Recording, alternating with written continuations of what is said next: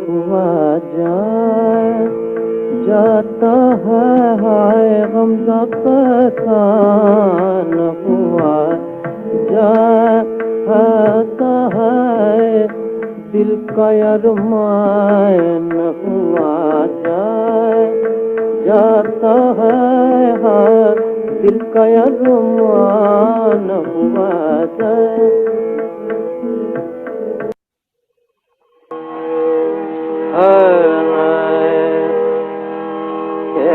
घर ये तेरा सदा न मेरा है, घर ये तेरा सदा न मेरा है, रात दो रात का बसेरा है, रात दो रात का बसेरा है, रात दो रात का बसेरा है। फिर मुझे दीदाए, फिर मुझे दीदाए तर याद आया, फिर मुझे दीदाए तर याद आया, दिल जिगर तृष्णाए फरियाद आया, दिल जिगर तृष्णाए फरियाद आया, फिर मुझे दीदाए तर याद।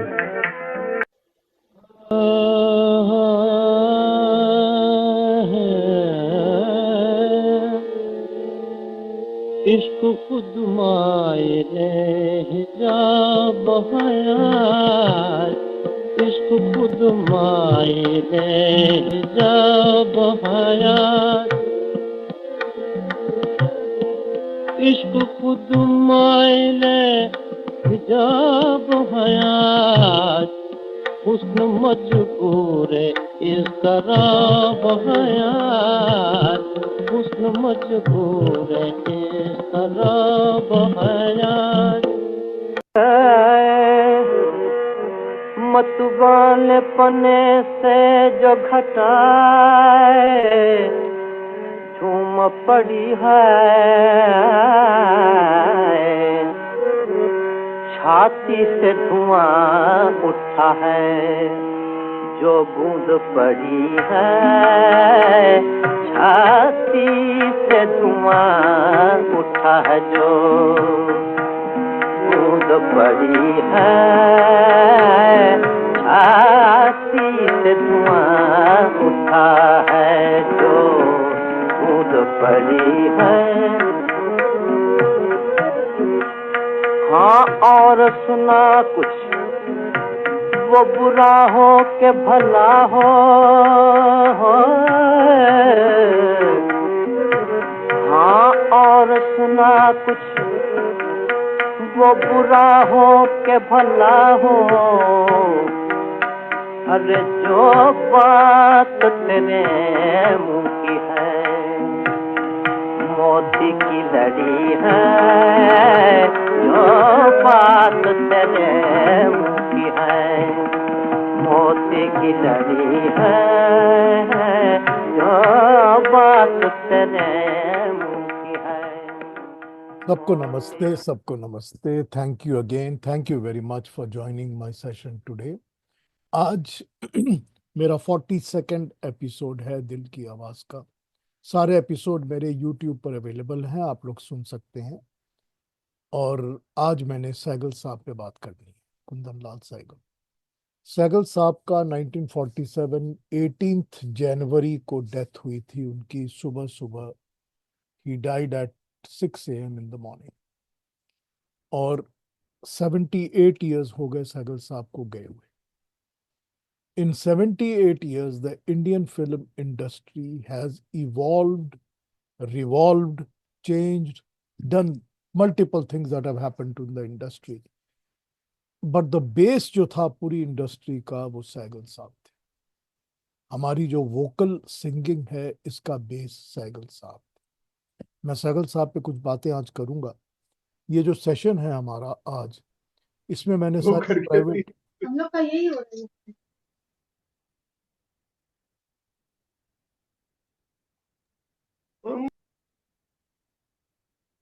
अपने आप को म्यूट रखिए प्लीज। आज नहीं, कोई नहीं। ये देखिए, बार बार मैं इसको म्यूट करता हूँ, ये बार बार अनम्यूट कर लेते हैं।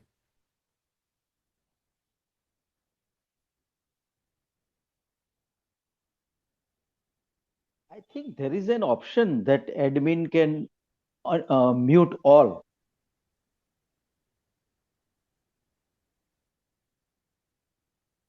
मैंने किया हुआ है ना, म्यूट ऑल करता हूँ, वो बार बार अपने आप को अनम्यूट कर लेते हैं। अच्छा, जनरली पॉसिबल नहीं होता है, नहीं, मैं पता आपको नहीं, अभी आई एम नॉट टू अभी श्योर। करता हूँ तो आप अपने आप को अनम्यूट कर सकते हैं ना। एक मिनट, आप मुझे म्यूट ऑल है? हाँ, मेरा म्यूट ऑल किया हुआ था, then he started unmuting himself नहीं, and then they want to order for sandwiches and coffee and everything no, sitting. no, no, तो no. I ये don't know how it functions. Okay, anyway I'm muting myself. Anyway don't worry about it. चलिए, अभी हमने सैगल साहब पे बात करनी थी आज, तो मैं जो सैगल साहब के आज मैं गाने लेकर आया हूँ, ये नॉन फिल्म गजल्स हैं उनकी, वो गजल्स जो कि फिल्मों में नहीं है। और ये नॉन फिल्म गजल्स वो हैं जिनको कि हम जब सुनेंगे, गजलों को भी पढ़ेंगे सुनेंगे, तो सारी की सारी गजलों में या तो हमको सिर्फ रोमांस दिखेगा, प्योर 100% रोमांस, और या दिखेगी फिलॉसफी, सिर्फ फिलॉसफी। और इतनी डीप फिलॉसफी है कि उसके साथ आप डजन मेक अ डिफरेंस कि आप क्या मानते हैं नहीं मानते, आप कनेक्ट हो जाएंगे उसके साथ, क्योंकि इतनी खूबसूरत और अच्छी फिलॉसफी है। तो हमको या फिलॉसफी दिखेगी और या तो हमको दिखेगा सारा का सारा मोहब्बत और रोमांस। This is what we are going to experience when we are going to see today's programme. 11 अप्रैल 1904 को उनका जन्म हुआ था। 11 अप्रैल 1904 को सैगल साहब का जन्म हुआ था और जलंधर में ही पैदा हुए थे वो, अपने फादर के घर पे। उनकी मदर की साइड शायद जम्मू से थी, मगर उनके फादर जलंधर से थे, और वो जलंधर ही गए थे वापस अपनी डेथ के लिए, क्योंकि वो अपने घर जाके ही मरना चाहते थे। He wanted to die in his own home. एक बात आपको और बताता हूँ कि उनका जो बेटे थे उनका नाम था मदन मोहन सहगल। सहगल साहब के बड़े बेटे का नाम मदन मोहन सहगल। तो मदन मोहन सहगल जो उनके बेटे हैं, उन्होंने ये कंफर्म किया हुआ है कि जब उनकी शव यात्रा गई थी, यानी कि उनको जब लेके जा रहे थे डेथ के बाद, तो जो लोगों ने कहा है या आपने कहीं सुना होगा कि उस वक्त गाना बज रहा था जब दिल्ली टूट गया, तो उन्होंने कंफर्म किया है कि हमने कोई गाना कोई म्यूजिक नहीं बजाया था। ये सारी जो अफवाहें हैं ना, ये झूठ अफवाहें हैं। खैर, इतनी सी बात मैंने अभी कर ली सहगल साहब के पास, उनके बाद तो बात करता रहूंगा और कुछ ऐसी बातें बताऊंगा आपको आज जो सुन के आपको बहुत अच्छी लगे। पहली गजल मैं आपको सुनाने वाला हूँ, ये अकबर इलाहाबादी की लिखी हुई गजल है। अकबर इलाहाबादी, उनका एक्चुअली असली नाम उनका सैयद अकबर हुसैन था, और वो एक्चुअली अकबर इलाहाबादी जो थे उनकी एजुकेशन मैथ्स और इंग्लिश में थी।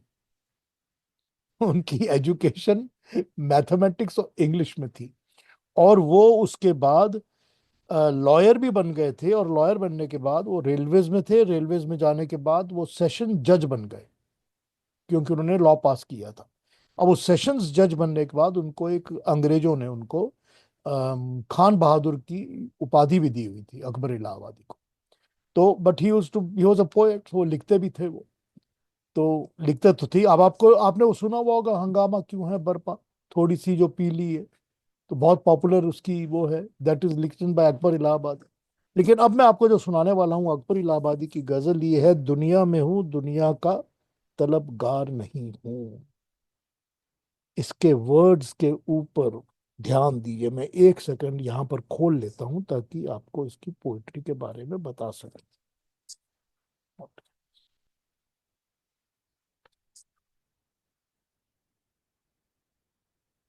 दुनिया में हूं दुनिया का तलबगार नहीं हूं। अब तलबगार तो आंसरेबल या क्वेश्चनेबल दोनों बातें होती हैं ना, दोनों बातें तलबगार में आती हैं। बाजार से गुजरा हूं खरीदार नहीं। Yes, I am going through the market. मैं बाजार, ये दुनिया का जो बाजार है ना, सारी दुनिया का जो बाजार है, इस बाजार से मैं गुजर तो रहा हूं, लेकिन I don't want to be involve in it. मैं इस बाजार का खरीदार नहीं। क्या नहीं खरीद रहा? वो चीजें जो सारी इस दुनिया में सब जगह मिल रही हैं, हर चीज की दुकान सजी हुई है अट्रैक्शंस की, मैं उसमें चिपक नहीं रहा। यही है ना गीता का संदेश, है ना गीता का यही संदेश। बाजार से गुजरा हूं, खरीदार नहीं हूं, जिंदा हूं मगर जीस्त की लज्जत नहीं बाकी। जिंदा तो हूं मगर जीस्त की लज्जत, जीस्त की, जिंदगी की, जीने की लज्जत, टेस्ट रस नहीं बाकी। हर चंद के हूं होश में, होशियार नहीं हूं। Every moment I am aware, लेकिन मैं होशियार नहीं हूं। इस खानाए हस्ती से गुजर जाऊंगा बेलौस। खानाए हस्ती, जो हस्ती का खाना है, ये हस्ती अपनी जिंदगी, खानाए हस्ती से गुजर जाऊंगा बेलौस, बिना किसी लालच के, बिना चिपके, अट्रैक्शंस के बिना। साया हूं फकत, नक्श ब दीवार नहीं हूं। साया हूं, दीवार पर लगा हुआ कोई या बना हुआ कोई नक्श या दाग नहीं। तो नक्श ब दीवार नहीं हूं, वो गुल हूं खिजा ने जिसे बर्बाद किया है। उलझूं किसी दामन से, मैं वो खार नहीं। वो गुल तो हूं जिसको खिजा ने बर्बाद किया है, लेकिन किसी के दामन से उलझ जाऊंगा मैं वो खार नहीं। आइए गजल सुनते हैं, बड़ी प्यारी गजल है। इसको सैगल साहब को सुनिए कि वो कैसे रेंडर करते हैं, फिर मैं सैगल साहब पर कमेंट करूंगा इस गजल के बाद। और हर एक लफ्ज को सुनिए कि क्या खूबसूरती से अकबर इलाहाबादी साहब ने इसको लिखा हुआ। आइए गजल सुन।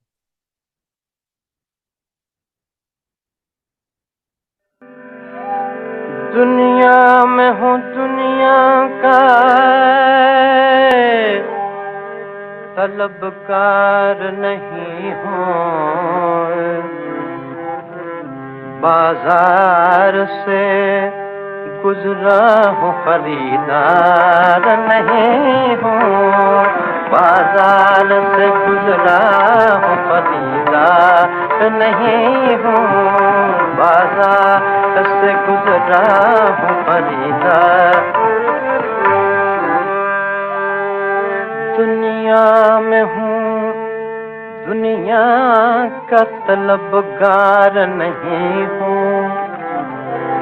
बाजार से गुजरा हूँ खरीदार नहीं हूँ।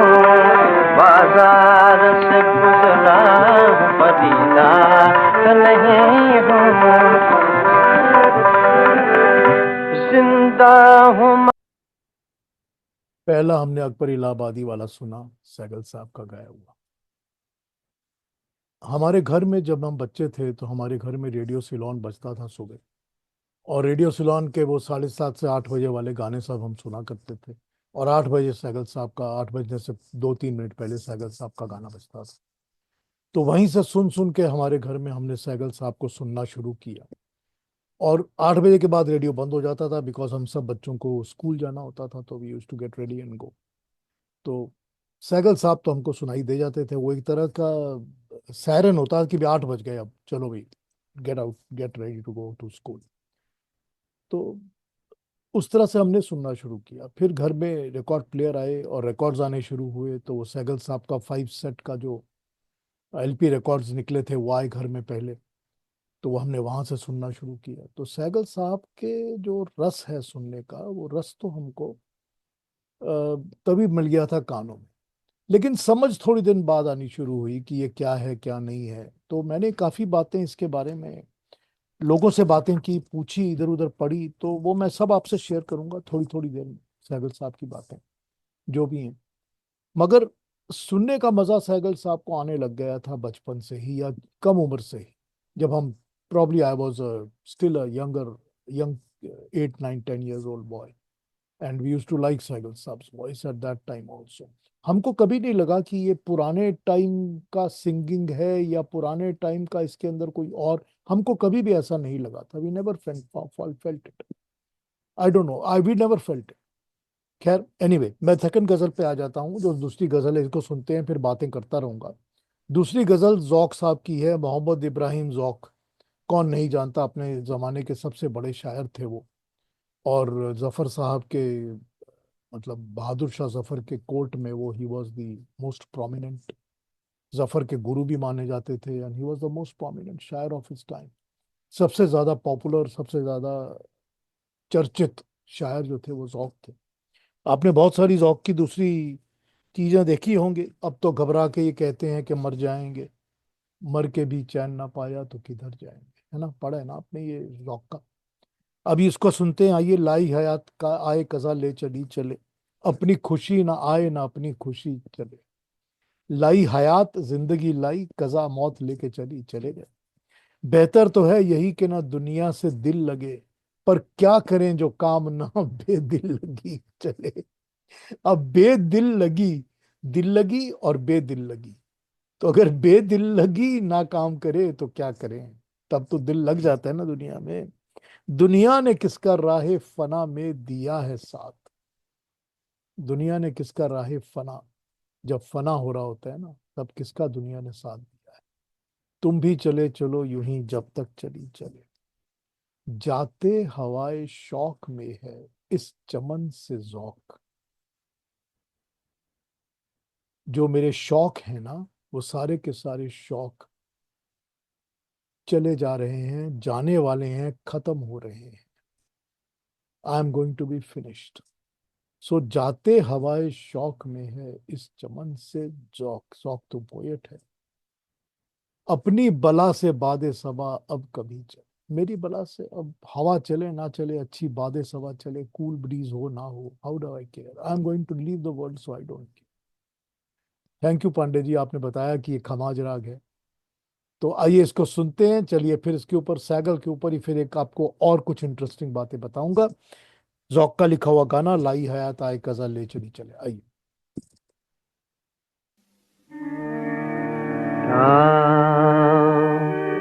लाई हयात तो आए कज़ा ले चली चले, लाई हयात आए कज़ा ले चली चले। अपनी खुशी न आए ना, अपनी खुशी न आए ना, अपनी खुशी चले। हाँ, अपनी खुशी न आए ना, अपनी खुशी चले चली चले। हमने सैगल साहब की सुनी ये गजल, ज़ौक़ की लिखी हुई, लाई हयात आए कज़ा ले चली चले। कुछ बातें बताता हूँ आपको। फैयाज खान साहब, जो उस्ताद फैयाज खान थे, उनके पास गए थे सैगल साहब शागिर्द बनने के लिए, ट्रेनिंग के लिए। फैयाज खान साहब ने उनको सुना। 2-4 दिन वो फैयाज खान के साथ, या जो इतने भी दिन वो रहे उनके साथ, फैयाज खान साहब ने उनको कहा कि तुमको किसी भी शिक्षा की जरूरत नहीं है, you do not need any training at all. अब आपको एक बात और बताता हूँ, ये तो सैगल साहब की बात है। सैगल साहब के जितने भी गाने आपने सुने अभी तक, और जो भी आप आगे सुनेंगे, आप एक चीज नोटिस करिए, इस चीज को बड़े ध्यान से नोटिस करिए, और ये पांडे जी इसके ऊपर कमेंट कर भी सकते हैं। इसमें आप नोटिस करके ये देखिए कि जो भी गाना सैगल साहब शुरू कर रहे हैं, वो शुरू करते हैं एक छोटे से आलाप के साथ। वो बिल्कुल बिगिनिंग में एक छोटा सा आलाप कर लेंगे, उसके बाद वो गाना शुरू करते हैं। आपको पता है वो क्या करते थे? आपको पता है वो क्या करते थे? सबसे पहले तो मेरे को मेरी माँ ने ये बताई थी बात, कि पीयूष देखो, सैगल अकेला था जो ये ऐसा उसमें था।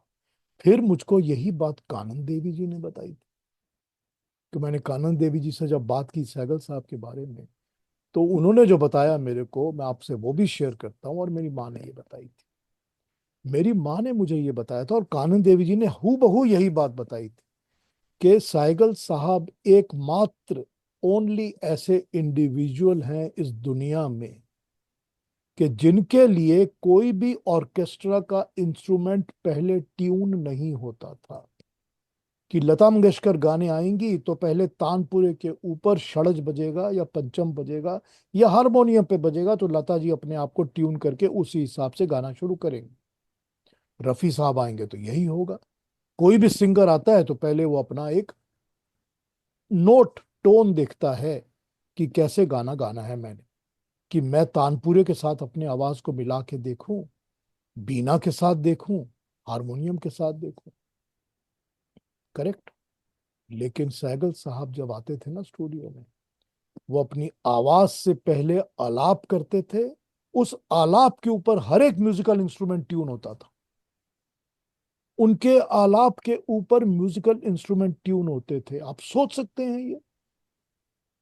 मैं तो आपको ये बोल रहा हूं, हमारे साथ आज आई एम सो फॉर्चुनेट, मेरे मतलब बहुत बहुत धन्यवाद मेरे को, मेरी खुशकिस्मती है कि हमारे साथ आज पैनल में तुषार भाटिया जी बैठे हैं।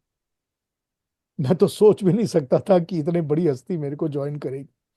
लेकिन तुषार भाटिया जी शायद इस पर कमेंट करके बता सकते हैं इस बात को कि कौन सा सिंगर ऐसा हो सकता है कि जिसको कि किसी बेसिक नोट की जरूरत ना पड़े स्टूडियो में, और उसकी आवाज पर बाकी के सारे और इंस्ट्रूमेंट्स अपने आप ट्यून हो जाए। सोच सकते हैं आप इस बात को? It is unthinkable. This was only with Saigal साहब वॉइस। आप इसको सोच के देखिए। इसीलिए सैगल साहब हर गाने को शुरू में अपनी एक छोटे आलाप से शुरू करते थे। जैसे ही वो आलाप लेते थे, सबको पता चल जाता था कि हमने किस नोट में क्या बजाना है, कि हमको कहां पर क्या रखना है, कहां पर क्या बजाना है। इसके अलावा कानन देवी ने एक बात और बताई थी। कानन देवी ने यह बताया था कि ये अकेले ऐसे सिंगर हैं। अब ठीक है, कानन देवी अपने जमाने की बात कर रही थी, जबकि उनकी गायकी थी और चल रही थी उनकी गायकी 30s से 40s का, समझ लीजिए आप। कानन देवी कहती थी कि ये अकेले ऐसे सिंगर हैं जो के तीनों ऑक्टेव्स के, तीनों सप्तकों के सारे सुरों को बड़ी कंफर्टेबली सिंग कर सकते हैं, टच कर सकते हैं। आप तार सप्तक, मंद सप्तक, तीव्र सप्तक, एकदम लोएस्ट और एकदम हाईएस्ट, उनके सारे के सारे नोट्स, यानी कि 12 12 12 12 नोट्स, 36 नोट्स को बड़ी कंफर्टेबली ये गा सकते हैं और टच कर सकते हैं हर एक नोट को। वो बोलती है ऐसा कोई सिंगर नहीं होता दुनिया में। ये गॉड गिफ्टेड था सैगल साहब को। अब सैगल साहब को जब आप सुनते हैं ना, इन चीजों को जरा ध्यान दीजिए और ध्यान दे के सुनिए तो बड़ा मजा आएगा। आपने किसी ने कोई कमेंट करना हो तो अपना हाथ रेज करके अनम्यूट करके बोल सकते हैं बीच में। If you want to, anybody wants to talk, you can speak in between. तो हाँ राम जी क्या कहेंगे, आप बताइए। आपने रेडियो सिलोन की बात की। 8:30 से 7:30 से 8 बजे तक पुरानी फिल्मों के गीत। आखिरी गाना साइकिल का बिल्कुल। आज तक वो चल रहा है। इवन टुडे 7:30 to 8 पुरानी फिल्मों के गीत। लास्ट सॉन्ग साइकिल आज तक। It is available on YouTube Wonderful. 2 hours from 6 How to beautiful. 8. How beautiful. How YouTube में available. You can just such a search great. Radio Salon, and it is broadcast every day from Radio Salon on shortwave, and they have gone online also. Very nice. So nice to know this. हाँ Sri Chandramohan Lanka जी, Broadcasting Corporation. हाँ वो चंद्रमोहन जी, सब आप क्या कहना चाहते आपको हैं, बताइए। चंद्रमोहन सर जी। मैं ये बताना चाहता हूँ कि मैं जलंधर में ही पैदा हुआ था, वहीं पे मेरी परवरिश हुई है। और जहां तक मेरी नॉलेज है, सैगल साहब जलंधर में बिजली के पोल के ऊपर चढ़कर गाया करते थे अपने समय में। हाँ पांडे जी उनका क्या ये कहेंगे। पैशन था गाने का उनका। पैशन था उनका, ये सच है। पांडे जी क्या कहेंगे। हम्म। नमस्कार। नमस्ते पांडे जी। अ, सगल साहब के बारे में क्या कहा जाए। हम तो जैसा आपने बताया कि हम भी वही क्योंकि 60s की बात थी जब रेडियो सुनते थे, और तब से अभी तक आपने अभी सही फरमाया कि ये 7:30 से 8 वाला प्रोग्राम अभी तक आ रहा है। इनफैक्ट मैं 2019 में मैं रेडियो सिलोन मैंने विजिट किया था और उनकी पूरी लाइब्रेरी भी देखी, और मुझे ताज्जुब इस बात से बहुत हुआ। उनसे पूछा कि क्या आप 78 आरपीएम जो बजाते हैं उनमें से कोई भी टूटा खराब हुआ या उसको बदलते रहे। तो उन्होंने कहा एग्जैक्टली वही के वही हैं, कोई चेंज नहीं किया। लेकिन उनकी एक बहुत बड़ी चीज थी कि वो उनके इक्विपमेंट्स बहुत हाई स्टैंडर्ड के हैं, अभी भी हैं। और वो सब 78 आरपीएम बहुत ही अच्छी तरह से प्रिजर्व्ड रखे हुए हैं। सहगल साहब का जो आखिरी गाना तब भी चलता था, अभी भी चलता है, अभी इंटरनेट पे हमें अवेलेबल है। और एक चीज, आपने इंस्ट्रूमेंट्स के बारे में बातचीत की, और जो एक मेरा मानना ऐसा है कि आप जैसे इतना जल्दी डूब जाता है सहगल साहब की सिंगिंग में जो सुनने वाला, कि ये पर्सन लाइक मी, मुझे ऐसा लगता है और मेरा ये मानना है कि जैसे कि सहगल साहब को इंस्ट्रूमेंट्स की जरूरत ही नहीं थी, और वो जब ये गाना शुरू करते थे तो मुझे ऐसे फील होता है कि जैसे इंस्ट्रूमेंट्स उनकी आवाज को फॉलो कर रहे हैं, instead of the singer following the instruments. That is this what I is told you sir. I यही आई आई बताया I feel that, I feel that. And देखिए, अभी ये जो दुनिया में हूँ, दुनिया का तलबगार नहीं हूँ, या ये जौक भाई की जो गजल लाई हयात आई, अब देखिए उसमें ना खाली उन्होंने बोला है और कहाँ से वो आवाज आई है, पूरा रेजोनेट कर गया है। और आप देखिए उस समय के रिकॉर्डिंग्स, जबकि इतनी सब रिकॉर्डिंग की इतनी फैसिलिटीज नहीं थी, लेकिन अभी भी आप उस पे स्पेक्ट्रम एनालाइजर पे देखिए, एक एक फ्रीक्वेंसी आपको सुनने को मिल जाएगी, इतनी इतनी सुंदर गायकी। तो उनको तो जितना सुने उतना उतना कमाल का है। अगले गाने पे आते हैं, फिर बात करते रहेंगे सागल साहब के बारे में। सर मैं एक चीज बताना भूल गया। हाँ जी। एक्चुअली सहगल साहब इलेक्ट्रिसिटी बिजली बोर्ड में लाइनमैन थे। हाँ जी। तो इसी शौक के कारण जब वो ऊपर तारे वगैरह ठीक करते थे, कनेक्शन ठीक करते थे, साथ में गाते रहते थे। आइए अगले गाने पे आ जाते हैं। अपने अपने को अनम्यूट कर लीजिए फिर से, म्यूट कर लीजिए, सॉरी, अपने अपने को म्यूट कर लीजिए। अगला गाना गालिब साहब का है, आह को चाहिए एक उम्र असर होने तक। जो आह होती है ना, दिल से निकलती है, उसको बहुत टाइम लगता है कि वो उसका असर। कौन जीता है तेरी जुल्फ के सर होने। सर में भी असर है, तो वही सर है कि जो बात जो चल रही है, उस बात का असर होने तक कौन जीता है? जीता ही नहीं है कोई। तो यहाँ पर जो जुल्फ के सर है ना, उसका मतलब हमारी जुल्फों का सर नहीं है, उसका मतलब भी असर से ही है। गालिब साहब ने उसी को यूज किया है यहाँ पर। कौन जीता है तेरी जुल्फ के सर होने तक। आशिकी सब्र तलब और तमन्ना बेताब। जो आशिकी होती है ना, वो सब्र तलब होती है, लेकिन तमन्ना जो होती है वो तो उछलती रहती है ना, बेताब रहती है, हमेशा हमेशा उसका दिल करता है अभी मिल जाए, अभी मिल जाए। दिल का क्या रंग करूं खूने जिगर हो। गालिब का तो कोई मुकाबला नहीं है ना, कोई कंपैरिजन है ही नहीं। हमने माना कि तगाफुल ना करोगे, लेकिन you are not going to be indifferent to me. तगाफुल, इनडिफरेंस बेसिकली। तो हमने माना कि तगाफुल ना करोगे, लेकिन खाक हो जाएंगे हम तुमको असर, तुमको खबर होने तक। यक नजर बेश नहीं फुर्सत हस्ती गाफिल, गर्मीए बज्म है एक रक्से शरर होने तक। फुर्सत हस्ती, जीने की मोहलत, ठीक है। जीने का जो हमको मोहलत मिलने वाली है, जितनी हमको जिंदगी जीने का हमकी अपॉर्चुनिटी मिलेगी, वो फुर्सत हस्ती गाफिल, मतलब गाफिल हो जाएगी। It is not going to be careless कहा जा सकता है जिसको, कि केयरलेस हो सकता है। एक नजर बहुत नहीं है, बेश, बेश कीमत कहते हैं ना, उसी तरह से यक, यक, यदि, यक बा यक, सडनली, वो वाला यक।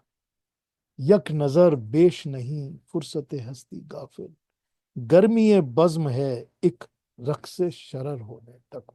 शरर एक जो होती है ना चिंगारी, उस चिंगारी का जो रक्स है, डांस, वही गर्मी बज्म है।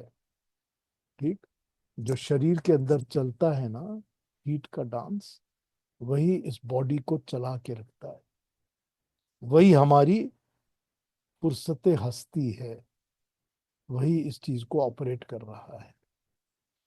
गमे हस्ती का असद किससे हो जुज मर्ग इलाज। शम्मा हर रंग में जलती है सहर हो, गमे हस्ती जिंदगी के गम का, मौत के सिवा और किसमें इलाज। शम्मा को तो इस जीवन को जलना ही पड़ता है ना, जिंदा ही रहना पड़ता है जब तक मौत नहीं आती। शम्मा हर रंग में जलती है सहर हो। आइए गालिब साहब का सुनते हैं ये गजल, जो कि सैगल साहब की आवाज में है। आइए इसको सुनते हैं।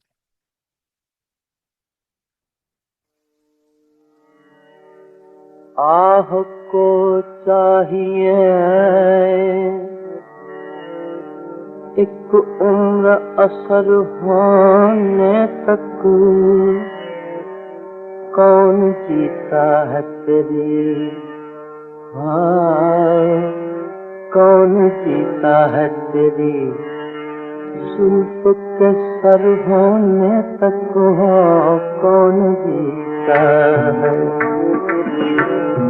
कौन जीता है तेरी जुल्फ के सर होने तक, हो कौन जीता है तेरी आशिकी सब्र तलब।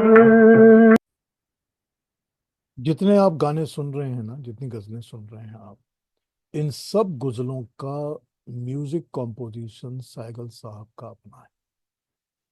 These are his own tunes, ये उन्होंने अपने आप ही ट्यून्स बनाई हुई हैं। 1927 से 1927 से वो पब्लिक परफॉर्मेंसेस दे रहे थे, वो पब्लिक में गाने गा रहे थे, स्टेज शोज कर रहे थे। तो उन दिनों में वो यही गजलें गाया करते थे, तो यही गजलें वो पब्लिक को गा के सुनाया करते थे। और कुछ उनके और भी थे जो हिंदी लैंग्वेज के थे, गाने जो अवेलेबल हैं, वो यही सुनाया करते थे लोगों को स्टेज शोज पर। और ये रिकॉर्डिंग्स उनकी बाद में हुई हैं। वो आपको पता है, शायद आप लोगों ने पढ़ा होगा इस चीज़ को, कि HMV ने जब उनकी शुरू शुरू में रिकॉर्डिंग निकालनी थी, जब उन्होंने फिल्मों के लिए काम करना शुरू किया था, RC बौराल उनको लेके गए थे स्टूडियो में रिकॉर्डिंग कराने के लिए, रायचंद बौराल, न्यू थिएटर्स के। 1932 की बात है, जिंदा लाश थी शायद, या मोहब्बत के आंसू, जो भी फिल्म थे उसके गाने। तो 1932 में जब वो लेकर गए थे, तो HMV ने इनको रिजेक्ट कर दिया था कि इनकी वॉइस रिकॉर्ड करने लायक ही नहीं है, उसको हम रिकॉर्ड करके गाने नहीं बना सकते, he is not a singer at all. तो जब उन्होंने रिजेक्ट कर दिया था, तो उस समय इन्होंने हिंदुस्तान रिकॉर्डिंग कंपनी, जो ऑल्टरनेटिव अवेलेबल थी, उसमें इन्होंने गाने गाने शुरू किए थे। हिंदुस्तान रिकॉर्डिंग कंपनी के, अब उसका शायद अब नाम उसका INRECO है, INRECO, इस नाम से है शायद। उसके मालिक का नाम था चंडी चरण साहा, CC साहा, चंडी चरण साहा। वो CC साहा के नाम से ही कंपनी अभी भी चलती थी। तो चंडी चरण साहा के साथ इनका ऐसा, इनकी ऐसी एक अंडरस्टैंडिंग हो गई थी सैगल साहब की, कि सैगल साहब जाकर उसको बोलते थे, चंडी आज मूड है, रिकॉर्ड करो। तो चंडी चंडी बैठा देते थे अपने म्यूजिशियंस को, चंडी चरण साहा साहब, और इनके गाने रिकॉर्ड हो जाया करते थे। तो ये वो रिकॉर्ड्स हैं सारे जो कि बाद में एक LP में या 78 में बना के इश्यू हुए हुए हैं, जो कि सब इनकी अपनी कॉम्पोजिशंस हैं, अपना म्यूजिक है इनका। ये जो चंडी चरण साहा साहब हैं, उनका बेटा है GC शाह। मुझको उसका शायद गणेश चरण चरण शाह या क्या नाम है उसका, या नहीं उसका कुछ और नाम है, आ जाएगा याद मेरे को, GC शाह। उसको मैं मिला हुआ हूँ।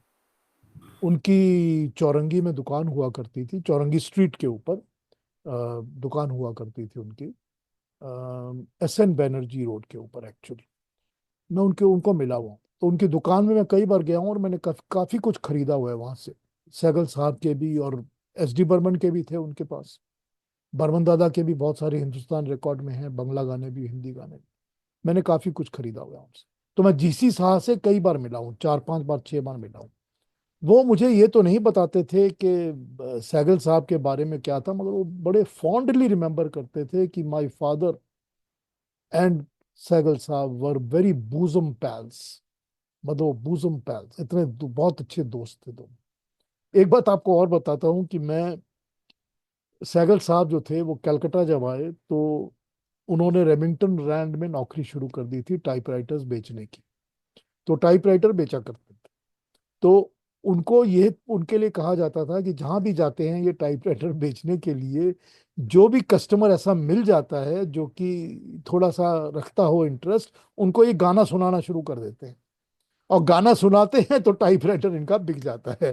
फिर इनको वो पूछता नहीं है कि मैंने क्यों लेना है क्या नहीं लेना, बस अच्छे से गाने सुनाते हैं और टाइपराइटर्स इनके बिक जाते हैं। अब डलहौजी स्क्वायर के थोड़ा पहले, मतलब साउथ, थोड़ा south of Dalhousie Square, Remington Rand का ऑफिस है। मैं उस रेमिंगटन रैंड के ऑफिस में भी गया हूँ। मुझे नहीं पता आज भी है कि नहीं, I don't know, I am telling you about the days when I used to be in Calcutta. तो मैं वो रेमिंगटन रैंड के ऑफिस में भी गया हुआ हूँ। खैर वहाँ जो थे लोग, उनको तो कुछ मालूम नहीं था, कुछ पता भी नहीं था, वो सारे normal day professional sales people हैं। तो यहाँ पर वहाँ पर एक तस्वीर जरूर लगी हुई थी सहगल साहब की। सहगल साहब की एक तस्वीर थी रिसेप्शन के पीछे ही लगी हुई, जिसमें कि सहगल साहब होल्डिंग टाइपराइटर। अब वो ड्रॉ करके आर्ट करके फिर सहगल की फोटो पे लगाई, मैं नहीं बता सकता इसको, but there is a picture of Saigal sahab with typewriter over there. It used to be there, मुझे आज का नहीं पता क्या है। तो दिस वाज सहगल साहब की बातें हम करते रहेंगे। अगला गाना मैं आपको सुनाने वाला हूँ, या अगली गजल सुनाने वाला हूँ, सीमाब अकबराबादी की। Fantastic poet, fantastic. मुझको बहुत बहुत बहुत अच्छे लगते हैं सीमाब, बहुत अच्छे लगते हैं। सीमाब थोड़े कंटेम्प्ररी थे, क्योंकि जिन दिनों में सैगल गा रहे थे उन दिनों में सीमाब जिंदा थे और स्टूडियो जाया करते थे। स्टूडियोज में या न्यू थिएटर्स में वो जाया करते थे। तो सीमाब को, सीमाब डाइड इन 1951। तो मैं सीमाब के ऊपर भी आपको बताता हूँ उनकी बातें। आशिक हुसैन सिद्दीकी, ये नाम था सीमाब का। और दाग दहलवी साहब जो थे उनके चेले थे सीमाब, उनके डिसाइपल थे सीमाब। और दाग से ही कहते थे कि मेरे गुरु दाग हैं।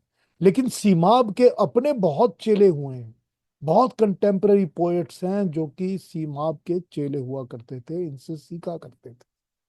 तो सीमा अकबराबादी की गजल सुनते हैं। सीमा पर और भी बात करूंगा। शुक्रिया हस्ती का लेकिन तुमने ये क्या कर दिया। Thanks for the life, thanks for this life, but तुमने ये क्या कर दिया। पर्दे ही पर्दे में अपना राज अफशा कर दिया। अब बताइए ये क्या है, ये पूरी सूफी है ना। पर्दे ही पर्दे में, जो हमको कुछ पर्दे में सारी दुनिया जो है वो पर्दा है, इसके पीछे उसी का तो राज है जो अफशा हो गया, जो सामने आ गया ना। वो परमात्मा ही तो है जो दिख गया ना हमको। थैंक यू, हस्ती तो तुमने ही दी है ना, शुक्रिया हस्ती का लेकिन तुमने ये क्या कर दिया। ये है ना फिलॉसफी, कितनी फैंटास्टिक फिलॉसफी है ये। मांग कर हम लाए थे अल्लाह से एक दर्द इश्क, मांग कर हम लाए थे अल्लाह से एक दर्द इश्क, वो भी अब तकदीर ने औरों का हिस्सा कर दिया। वो भी अब तकदीर ने औरों का हिस्सा कर दिया, जो कि हम दर्द इश्क मांग के लाए थे। दो ही अंगारे थे, दो ही अंगारे थे हाथों में खुदाए इश्क के। खुदा से जो इश्क है ना, उसके दो ही अंगारे, कहते हैं ना हाथों पे अंगारे लेके चल रहा हूं। दो ही अंगारे थे हाथों में खुदाए इश्क थे। एक को दिल, एक को दिल, एक को मेरा कलेजा कर दिया। दोनों अंगारे मेरे ही अंदर हैं, एक दिल है और एक कलेजा है ना। Fantastic poetry. मैं तो अपनी बेखुदी शौक का ममनून हूं, बारहा मुझको मेरी महफिल ने तन्हा कर दी। मैं तो अपने ही बेखुदी शौक का ममनून हूं। I am grateful, I am thankful, I am a fan of my own internal being. जो मेरी आत्मा है, मैं उसी का तो भक्त हूं। इसीलिए तो जो महफिल है ना, दुनिया है, उसमें मैं अपने आप को अकेला समझता हूँ। मैं अकेला हो जाता हूँ कि मैं ही हूं बस। इस झगड़े झमेले की मेरे को जरूरत नहीं। मरहमत फरमाए ऐसी बाब गम की लज्जतें। मरहमत फरमा, फरमा बरदार, मरहमत फरमा, बहुत दया करने वाली, बहुत मेहरबानियां करने वाली। मरहमत फरमा के ऐसी माब गम की लज्जतें, जीस्त की तलखी को फितरत ने गवारा कर। जो जिंदगी की तलखियां मिली है ना, वो सारी की सारी गवारा हो गई जब तुम्हारी दया से जो गम की लज्जतें मिली हैं ना, द अलग अलग टेस्ट, अलग अलग लेवल ऑफ द सॉरोस, उससे दिल ऐसा हो गया है कि कोई चीज अब खराब ही नहीं लगती, हर चीज अच्छी लगती। सीमा आपको सुनते हैं, सीमा आपके और भी मैं शायरी सुनाऊंगा आपको। गालिब साहब, ये सॉरी, सीमाप साहब का लिखा हुआ और सैगल साहब का। पांडे जी ने बताया कि राग काफी है ये, तो काफी राग में इसको सुनते हैं। आई गाना सुन।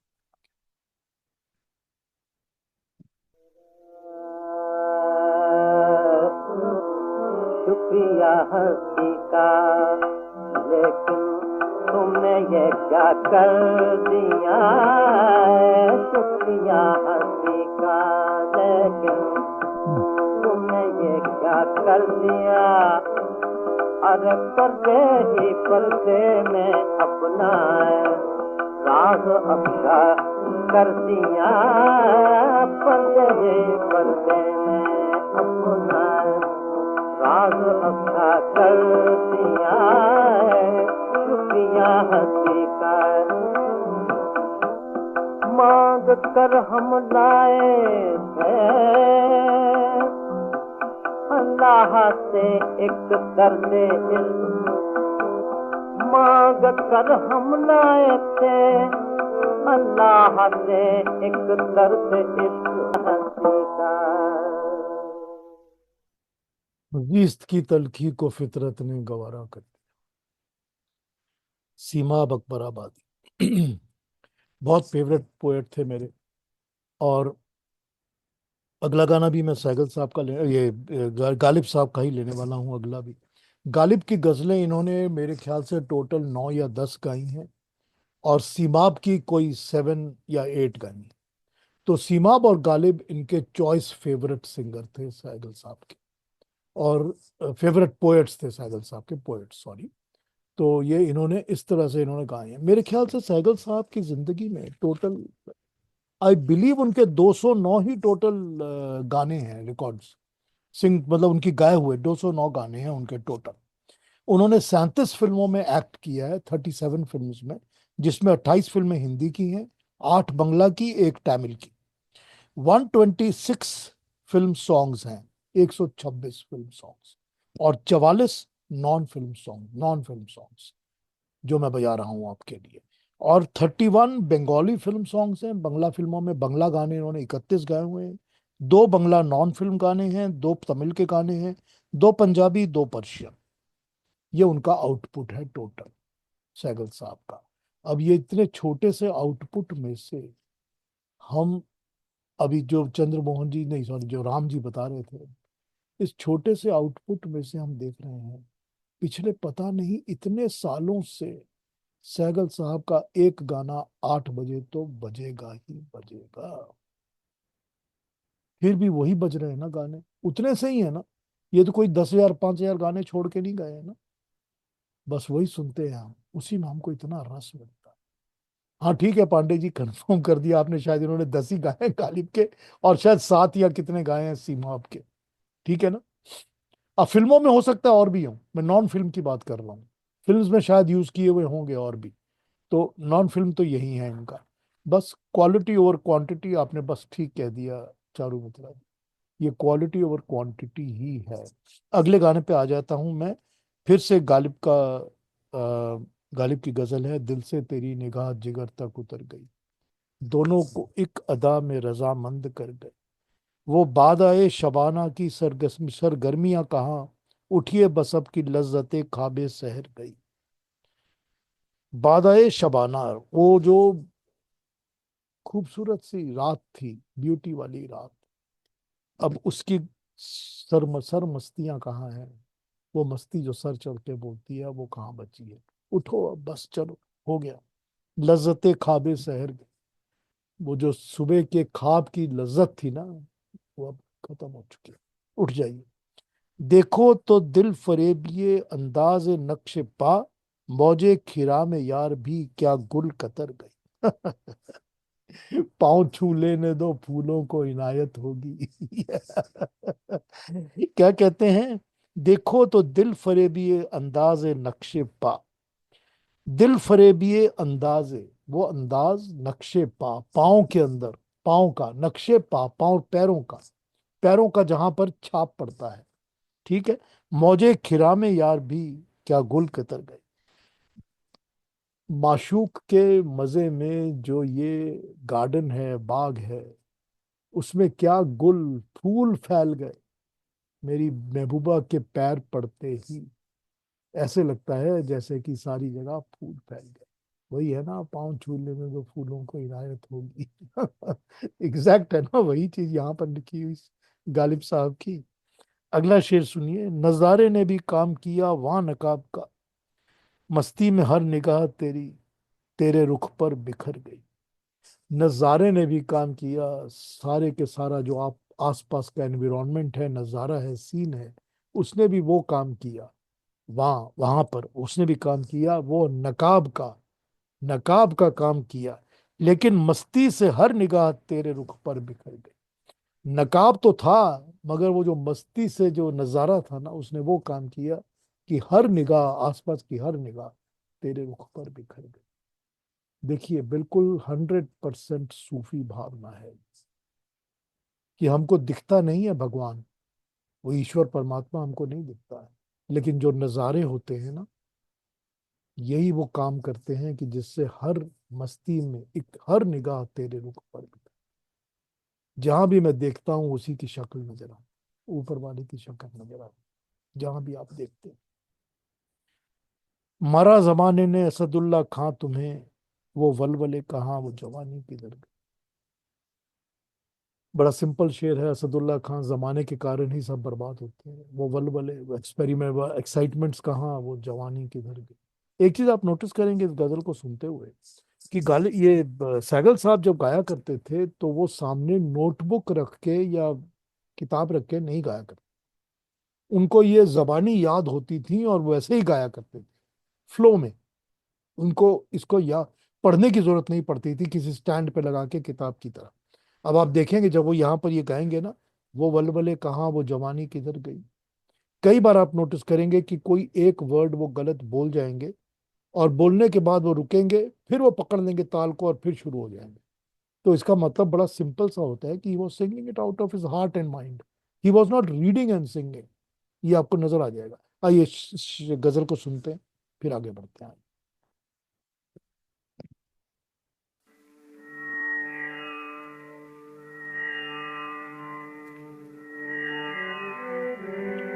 दिल से तेरी निगाह,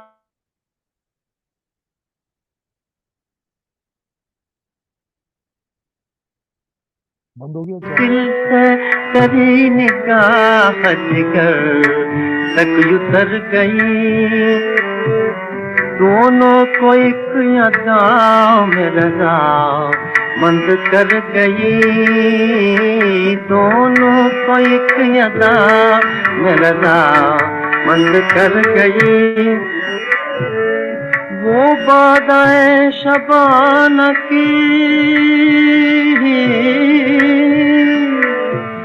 सरमस्तियाँ कहाँ,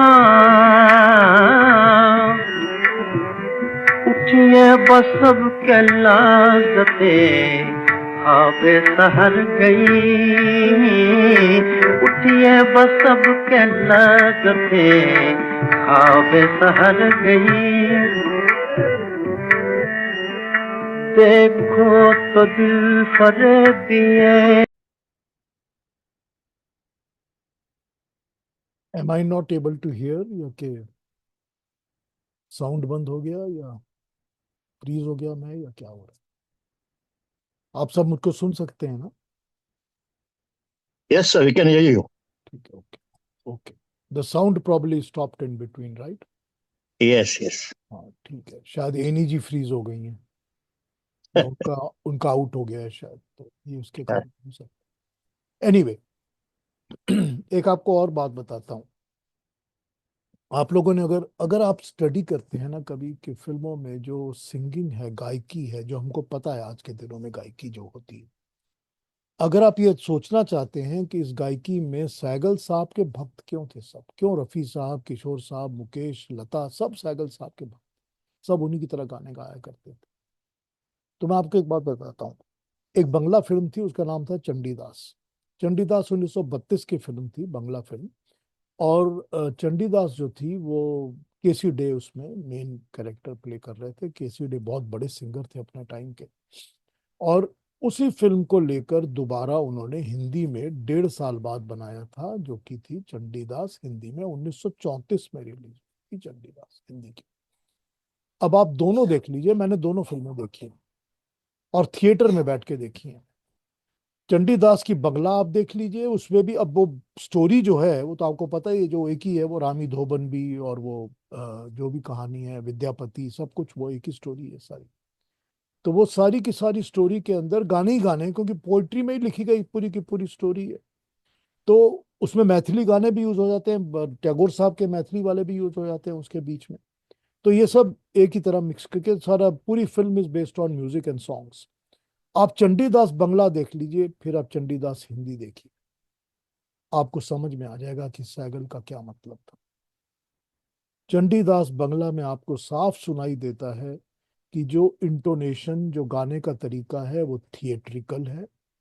वही है जो ड्रामा में स्टेज के ऊपर लोग किया करते थे, परफॉर्मेंस करते थे थिएटर्स के अंदर, उसी तरह से गा रहे हैं। और या वो उस तरह से गा रहे हैं जैसे कि महफिलों में बाई जी गाया करती थी, मतलब जो कोठे पर या महफिलों में बैठ के गाया करती थी, जैसे वो गाती थी या जैसे स्टेज पर लोग गाते थे, बस यही गाना होता था। अब आप अगर चंडीदास देखते हैं बंगला की, तो केसी डे के भी आवाज में भी और बाकी कैरेक्टर्स की आवाज में भी आपको ये चीज बड़ी साफ तरीका, सिंगिंग के तरीके में सुनाई देगी आपको। और अब जैसे ही चंडीदास हिंदी की देखते हैं, बिल्कुल बदल जाता है कि शब्दों को प्रोनाउंस कैसे करना चाहिए, गाने में कहाँ रुकना, कहाँ गाना, क्या करना चाहिए। ये आपको इतनी ज्यादा डिफ्रेंसिएशन नजर आती है दोनों में। It is like hell and heaven, इतना ज्यादा फर्क है। That is what Saigal was, that is what made the whole difference to the entire playback singing industry of India. तो वहीं से गाना सीखते हैं, वहीं से हमको गाना आया है कि गाना कैसे गाना चाहिए, कि ट्यून में कहाँ पर पॉज होना चाहिए, कहाँ वर्ड्स, कहाँ शब्दों का एम्फेसिस होना चाहिए, अल्फाज कहाँ पर होने चाहिए जो कि पोइट्री को एक्सप्रेस करते हैं और ताल वगैरह के साथ ठीक बैठते हैं। ये था सैगल साहब का कमाल। अगले गाने पर आता हूँ। अगला गाना भी मैंने सीबाब का लिया हुआ है। बकदरे शौक इकरारे वफा क्या, हमारे शौक की है इंतहा क्या। सीमाब अकबर आबादी का। बकदरे शौक, कदर, शौक के कदर की, ठीक है ना। बकदरे शौक, शौक के कदर की इकरारे वफा क्या, उसके उसके लिए क्या मानना क्या है कि कितनी उसके साथ आप वफा करोगे, क्योंकि हमारे शौक की है इंतहा क्या, उसका कोई हद ही नहीं है शौक का। तो कितनी आप हमारे शौक के साथ, अब कितना उसको, कितना, how much are you going to feed it, because there is no end to it. दिल, दिले आफत रजा का मुद्दा क्या, शिकस्ता साज क्या उसकी सदा क्या। दिले आफत जदा का, जो दिल ही आफत से जदा है, उसका मुद्दा क्या, उसके उसके उसके सब उसके बातें क्या है, उसकी बात क्या है, उसके इश्यूज क्या हैं। शिकस्ता साज क्या, जो टूटा हुआ साज है, शिकस्ता साज क्या उसकी सदा क्या, उसकी आवाज क्या। उसके कोई आवाज थोड़ी होती है शिकस्ता साज की। मोहब्बत का यही जब शगल ठहरा, तो फिर आहे रसा क्या ना रसा क्या। जब यही मोहब्बत का शगल है, कामों काज है, बिजनेस है, शौक है, शक्ल, शगल दोनों चीजें हो सकती हैं, शौक भी हो सकता है और प्रोफेशन भी हो सकता है। तो मोहब्बत का यही जब शगल ठहरा, तो फिर आहे रसा क्या ना रसा क्या। रसा, सुनवाई, जो बात सुनी जाए, जिसकी अपील हो या लोग सुन सकें जिस बात को, जो पहुंचे बात। तो आहे रसा, आहों की आह का रसा क्या, पहुंचना क्या और ना रसा क्या। दुआ दिल से जो निकले कारागर हो, यहां दिल ही नहीं दिल से दुआ क्या। दुआ दिल से जो निकले कारागर हो, जो दुआ निकले दिल से वो पूरी हो, कंप्लीट हो। लेकिन जहाँ दिल ही नहीं है वहां दिल से दुआ क्या, दुआ कहाँ से आएगी जब दिल ही नहीं है तो। सलामत दामने उम्मीद सीमा, मोहब्बत में किसी का आसरा क्या। सलामत दामने उम्मीद सीमा, जब तक दामन के अंदर सलामत है, जब तक हम हैं, जिंदा हैं, तब तक उम्मीद है, तब तक हमको उम्मीद रहती है। क्योंकि मोहब्बत में किसी का आसरा क्या, जो कल तक आपकी नहीं हुई थी हो सकता है आप हो जाए। तो मोहब्बत में क्या आसरा, कब कौन मिल जाए। सीमाब की ये गजल सुनते हैं, आइए। आपने बताया ये काफी है पांडे जी। हाँ, काफी तरह के ऊपर बेस्ड है ये। तो सहगल साहब की अपनी कॉम्पोजिशन, सीमाब का लिखा हुआ बहुत खूबसूरत गजल, बकदरे शौक इकरारे वफा क्या। आइए सुनते हैं।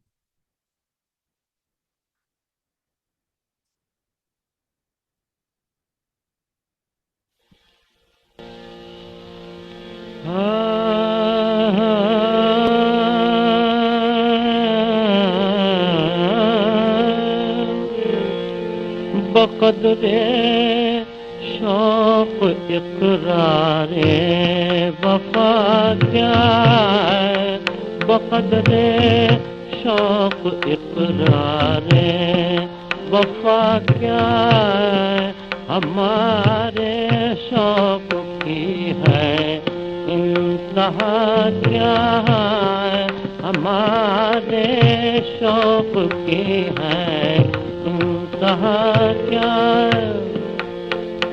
दिले आफत ज़दा का मुद्दा क्या है, दिले आफत ज़दा का मुद्दा क्या है, शिकस्ता साज क्या उसकी सदा क्या है, शिकस्ता साज क्या उसकी सदा क्या। मोहब्बत का यही जब शगुल ठहरा, इकरारे वफा क्या। एक आपको कानन देवी की बात और बताता हूँ जो उन्होंने बताई हुई है। कानन देवी कहती हैं कि जब वो, मैंने ये मुझसे नहीं कही, जनरली अवेलेबल है, आपको ये ऑनलाइन कहीं दिख जाएगी। कानन देवी कहती हैं कि जब फर्स्ट टाइम सहगल साहब मुझसे मिले तो मैंने देखा कि वो स्टूडियो में बैठे हुए हैं और क्रम्पल्ड सी उनकी वो धोती है, मतलब इस्त्री विस्त्री कुछ नहीं हुई, और क्रम्पल्ड सा ही कुर्ता है, उसमें भी कोई इस्त्री विस्त्री नहीं हुई हुई, यूं ही टेढ़ा मेढ़ा वैसा ही पहना हुआ है, और बाल सारे बिखरे हुए हैं इधर उधर, और बैठे हुए बड़े आराम से अपना गाना कुछ ना कुछ गुनगुना रहे हैं। तो जैसे ही मैं स्टूडियो में दाखिल हुई तो उठ के खड़े हो गए, खड़े होके झुक के ऐसे हाथ जोड़ के मेरे सामने नीचे हो गए, और मुझे नमस्ते करके कहते हैं कि मैं आपका बहुत बड़ा फैन हूं। कहती है मेरी तो शर्म से मेरी तो जान निकल गई कि इतना बड़ा एक सिंगर जो कि खुद इतना बड़ा आदमी है, वो इस तरह मेरे से बिहेव कर रहा है। वो बोलती मैं सोच नहीं सकती थी कि इतने ज्यादा हम्बल भी कोई इंसान हो सकता है। वो कहती हैं कि ये बहुत बहुत बहुत हम्बल थे, बहुत ज्यादा हम्बल, बहुत ही नरम दिल इंसान, बहुत ही दयालु, बहुत ही हम्बल इंसान थे।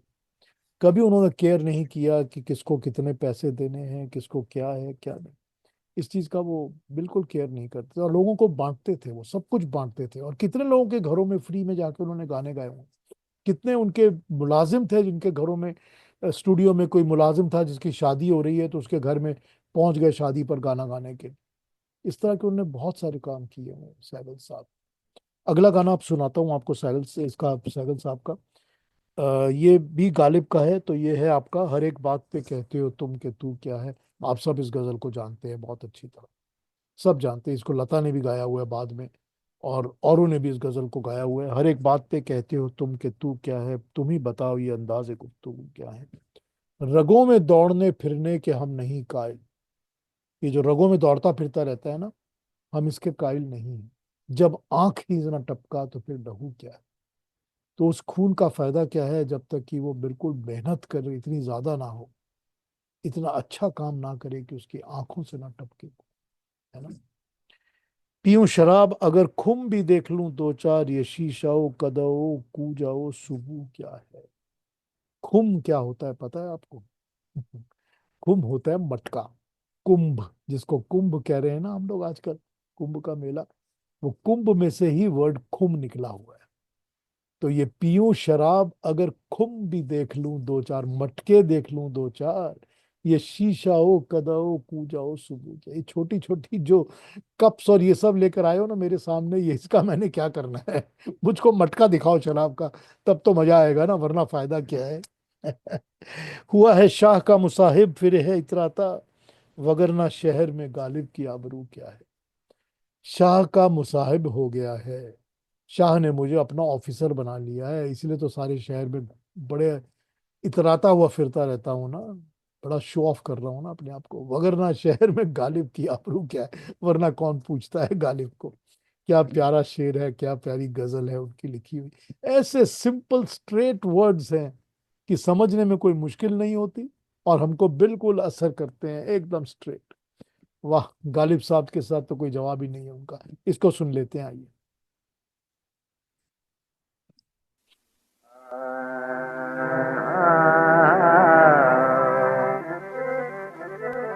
हर एक बात पे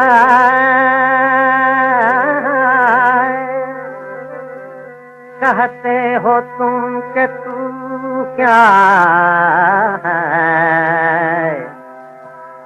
तुम्हें बता वो ये आदाब गुफ्तगू क्या है, तुम्हें बता वो ये आदाब गुफ्तगू क्या है।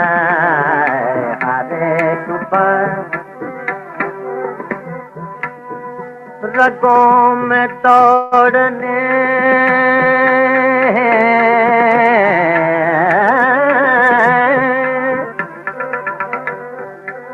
रगों में दौड़ने फिरने के हम नहीं कायल, जब कहे से नटाता तो बोला क्या है, जब कहे से नटाता तो बोला क्या है। हर एक पर पीऊं शराब, पीऊं शराब,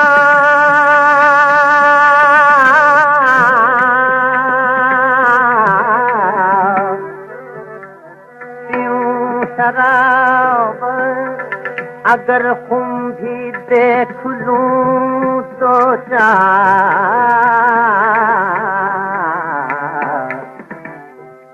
ये शीशा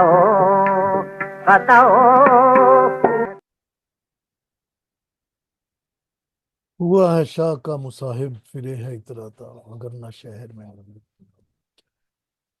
हम सब की यही सच्चाई है ना, ऊपर वाला कुछ ना कुछ दे देता है हमारे को और हम इतराते फिरते रहते हैं। मगर ना हमारी क्या आबरू है बताइए? किसी को आवाज दे दी, किसी को कुछ दे दिया, किसी को रूप दे दिया, उसी के चक्कर में हम इतना ज्यादा शो ऑफ करने में बिजी रहते हैं, इसका कोई हद ही नहीं। गालिब साहब, ये सैगल साहब के बारे में ये कहा जाता है ना कि वो शराब के पी के ही गाने गाया करते थे, लेकिन वो ऐसा कुछ भी नहीं है कि वो बिना शराब नहीं गाते थे। वो पी के भी गाते थे, बिना पिए भी गाते थे, दोनों उनकी खूबियां थी। कई बार वो जब उनका मूड होता था तो जैसे मैंने आपको बताया, तो वो चंडी को कहते थे कि चंडी आजा रिकॉर्ड करेंगे, और वो बैठ जाते थे रिकॉर्ड करना गाने के लिए। और जैसे मैंने आपको बताया है कि वो हर गाने का जो आलाप है ना, ये आलाप उस गाने के टोन को, उसके प्रील्यूड को, उसके म्यूजिक अरेंजमेंट को सेट कर देता था। उससे ही सब अपना नोट्स मिला के अपना गाना शुरू करते थे। हर गाने में वो शुरू में एक छोटा सा आलाप लेते थे, म्यूजिशियन को पता चल जाता था हाँ ये ठीक है, मेरा एकदम सैगल के साथ मिलाया हुआ है मैंने। हाँ चारू मित्रा जी, क्या कहेंगी आप, बताइए। जी। मिर्जा गालिब सीरियल में बहुत प्यारी सीन दिखाई है ये, हुआ शाह का मुसाफिर जो है ना, वो सीन कि पालकी पे से जौक साहब जा रहे थे और ये गली में बैठकर मटर ये गश्ती कर रहे थे और नहीं, वो ये जौक पे टॉन्ट। नहीं, ये ऐसे कहानी सीन। कहानी बनाई हुई है, ये सच है कि नहीं पता नहीं। अच्छा ये अच्छा, तो बनाई वो हुई बहुत ही बनाई प्यारी थी। हुई ये बनाई हुई कहानी है। और We don't know जी if जी जी, this is true or not. Fiction है। We really don't और know. घड़े की जो आपने बात कही, तो मजा साहब भी दिन भर पिया करते थे, तो उनके दोस्त कहते थे भाई कभी भी पीते रहते हो दिन भर, कोई घड़ी देख के पिया करो। तो वो कह रहे थे मेरा बस चले तो मैं घड़ा लेके पीऊं। वही तो है ना। तो इस टाइप से वो घड़ी और घड़ मतलब, ये वही आपने घड़े की जो बात है वही वो बात है याद ना, आया, तो पीऊं मजा शराब साहब। मगर खून भी देख लूं दो चार, वही तो है ना। जी जी जी ये जी एक जी। एक इंसिडेंट और वो बताते हैं कि ये एक और कानन देवी बताती है कि एक बार कलकत्ते में वो हाथ वाले रिक्शे चलते हैं जो हाथ से खींचते हैं लोग, अभी भी चलते हैं, जो आपने 2 बीघा जमीन वगैरह में देखा हुआ है, या सिटी ऑफ जॉय देखी है तो उसमें देखा हुआ है। तो हम लोग तो खैर बचपन से कलकत्ते में पले बड़े हैं, तो कई बार रिक्शे में बैठे भी हैं और हमेशा देखते ही थे। तो एक बार वो कहती हैं कानन देवी कि मैं जा रही थी इसी तरह से, और वो स्टूडियो से मैंने रिक्शा पकड़ा था अपने घर जाने के लिए, एंड आई वाज लाइक, थोड़ी दूर गई होंगी तो मैंने देखा था कि सड़क के किनारे सैगल साहब पी के लुढ़के हुए पड़े हैं सड़क पर। कहती मैंने देखा, वो सैगल तो बोलती नहीं थी, वो बोलती थी साहिब, वो बोलती थी साहिब, साहिब के देखलाम पोड़े आचेन रास्ता है। तो कहती मैं उतरी, सैगल को उठवाया, साइकिल रिक्शा वाले ने हेल्प किया, हमने उनको रिक्शे पे बैठाया, फिर मैं लेके गई उनको उनके घर पे जाके उनको उनके बिस्तरे पे लिटवाया, फिर मैं अपने घर गई। ये कानन देवी कहती हैं अपने आप। तो ये भी था कि पीते तो थे ही सैगल साहब बहुत, लेकिन वो केदार शर्मा ये लिखते हैं कहीं पर कि वो पीते इसीलिए थे क्योंकि उनको शायाटिका की बहुत पेन रहती थी। उनकी सारी बैक और लेग के अंदर शायाटिका नर्व की बहुत सीवियर पेन रहती थी। उस पेन को दबाने के चक्कर में उन्होंने शराब शुरू की थी, मगर ना शराब छूटी और ना शायाटिका छूटी। वो सारी जिंदगी लगी ही रही साथ, दोनों की दोनों चीजें। ये ज्ञान दत्त बताते हैं, जो ज्ञान दत्त रिकॉर्डिंग कर रहे थे भंवरा फिल्म के लिए, और उसी तरह से ये परवाना फिल्म की रिकॉर्डिंग के समय ख्वाजा खुर्शीद अनवर रिकॉर्डिंग कर रहे थे, वो भी इसी बात को बताते हैं। ख्वाजा खुर्शीद अनवर तो खुद भी खैर पी के टुन रहते थे, बहुत ज्यादा पिया करते थे, और वो शेयर करते थे स्टूडियो में ही सैगल साहब के साथ शराब। तो वो भी ये बताते हैं और ज्ञान दत्त भी यही बताते हैं कि जब वो मेरी रिकॉर्डिंग पर आए तो उनका ये हाल था कि वो एकदम नशे में थे, and he was not even able to stand और वॉक ऑन हिज ओन। लेकिन वो आ गए स्टूडियो में, तो हमको सबको लगा कि आज तो गाना रिकॉर्ड होगा नहीं, ये बोलेंगे और किसी दिन आओ। हाँ, परवाना, बिल्कुल ख्वाजा खुर्शीद अनवर की परवाना। तो ये, और ज्ञान दत्त वाली थी भंवरा। तो ये बोलते हैं कि हमने उनसे फिर ये कहा कि ये तो रिकॉर्डिंग आज होगी नहीं, क्या करेंगे, लेकिन उन्होंने हाथ उठा के कहा कि रिकॉर्ड करो। और एक चेयर जो थी, स्टूल मंगाया, उसके ऊपर अपनी एक टांग रखी और माइक के सामने खड़े हो गए। आप बिलीव करोगे कि दोनों दोनों यही कहते हैं कि फर्स्ट टेक में रिकॉर्डिंग ओके हुई, फर्स्ट टेक, परवाना की भी भंवरा की भी, दोनों की। हालांकि वो पिए हुए थे बहुत ज्यादा, मगर he could sing perfectly well, whether he was drunk और he was not drunk. Saigal sahab, अगला गाना सुनते हैं। ये बड़ा अजीब सा गाना है क्योंकि इसमें, इस गजल में गालिब साहब के शेर हैं और फिर अमीर मीनाई के शेर भी हैं। अमीर मीनाई भी उस पुराने टाइम के ही शायर हैं, वो 1900 तक उनकी डेथ हो चुकी थी। तो उस दौर के शायर हैं, before the recording and songs had started. But he is also very well respected and regarded. उनके भी बहुत अच्छे शेर होते हैं, बड़ी अच्छी लिखाई हुई है उनकी लिखी चीजें। ये जो है, हाँ, सरकती जाए है, बिल्कुल आपने ठीक कहा, वो अमीर मीनाई की ही गजल है। सरकती जाए है रुख से नकाब आहिस्ता आहिस्ता। Thank you Charu Mitra ji, well reminded. ये जो गजल है, ये पहले 4 लाइन जो है वो गालिब की लिखी हुई है, और बाकी की जो गजल है वो अमीर मीनाई की है। जो पहले 4 लाइनें गालिब की हैं वो कहती हैं, कौन एक अहले दर्द में सुनसान जब देखा कफस। एक अहले दर्द ने, जो दर्द को समझता है, जो अहले दर्द का, उसने जब सुनसान देखा पिंजड़ा कफस, तो पूछा आती नहीं है क्यों सदाए अंदलीब। जो बर्ड अंदर बंद की हुई थी, पंछी अंदर बंद किया हुआ था, उसकी आवाज क्यों नहीं आ रही। बालों पर 2 4 दिखला कर कहा सयाद ने। सयाद जो पंछियों को पकड़ के लाता है, उसने 2 4 बाल और पर दिखाए और कहा ये निशानी रह गई है अब बजाए अंदली। तो जो हमारे अंदर की चिड़िया है ना, जब वो उड़ जाती है ना, तो बस 2 4 बालों पर पड़े रह जाते हैं हमारे इधर उधर दिखाने के लिए। ये निशानी रह जाती है हमारी, जो हम पीछे छोड़ के जाते हैं। हम अपने अंदर की चिड़िया की बात कर रहे हैं, जब हमारे प्राण पखेरु उड़ जाते हैं तब। खैर, उसके बाद अमीर मीनाई की गजल आ जाती है, कौन वीराने में देखेगा बहार, फूल जंगल में घिरे किसके लिए। ठीक। दिल का जामन तू, तेरा क्या एतबार, पहले एक जामन हो जामन के लिए। अरे दिल का तू गारंटी दे रहा है, तेरा क्या एतबार, पहले गारंटी देने वाले की गारंटर होना चाहिए ना। तो फिर तो तेरा एक जामन हो जामन के लिए, कोई दूसरा भी तो होना चाहिए ना। पर जामन, गारंटी देने वाले का भी तो गारंटर चाहिए ना। तेरा का भरोसा कोई फायदा थोड़ी है तेरा। लाश पर इबरत ये कहती थी अमीर, आए थे दुनिया में इस दिन के लिए। ये जो जिंदगी और इसका जो डर और इसकी जो बीमारी और सब कुछ है ना, वो सब कुछ इबरत के अंदर आ जाता है। जो दर्द, जो वेदना, जो भय, जो आशाएं, सब। लाश पर इबरत ये कहती थी अमीर, आए थे दुनिया में इस दिन के लिए। This is the day we came to the world, ताकि हम जा सकें इस दुनिया से। है फिलोसफी, है ना। चलिए इसको भी सुनते हैं।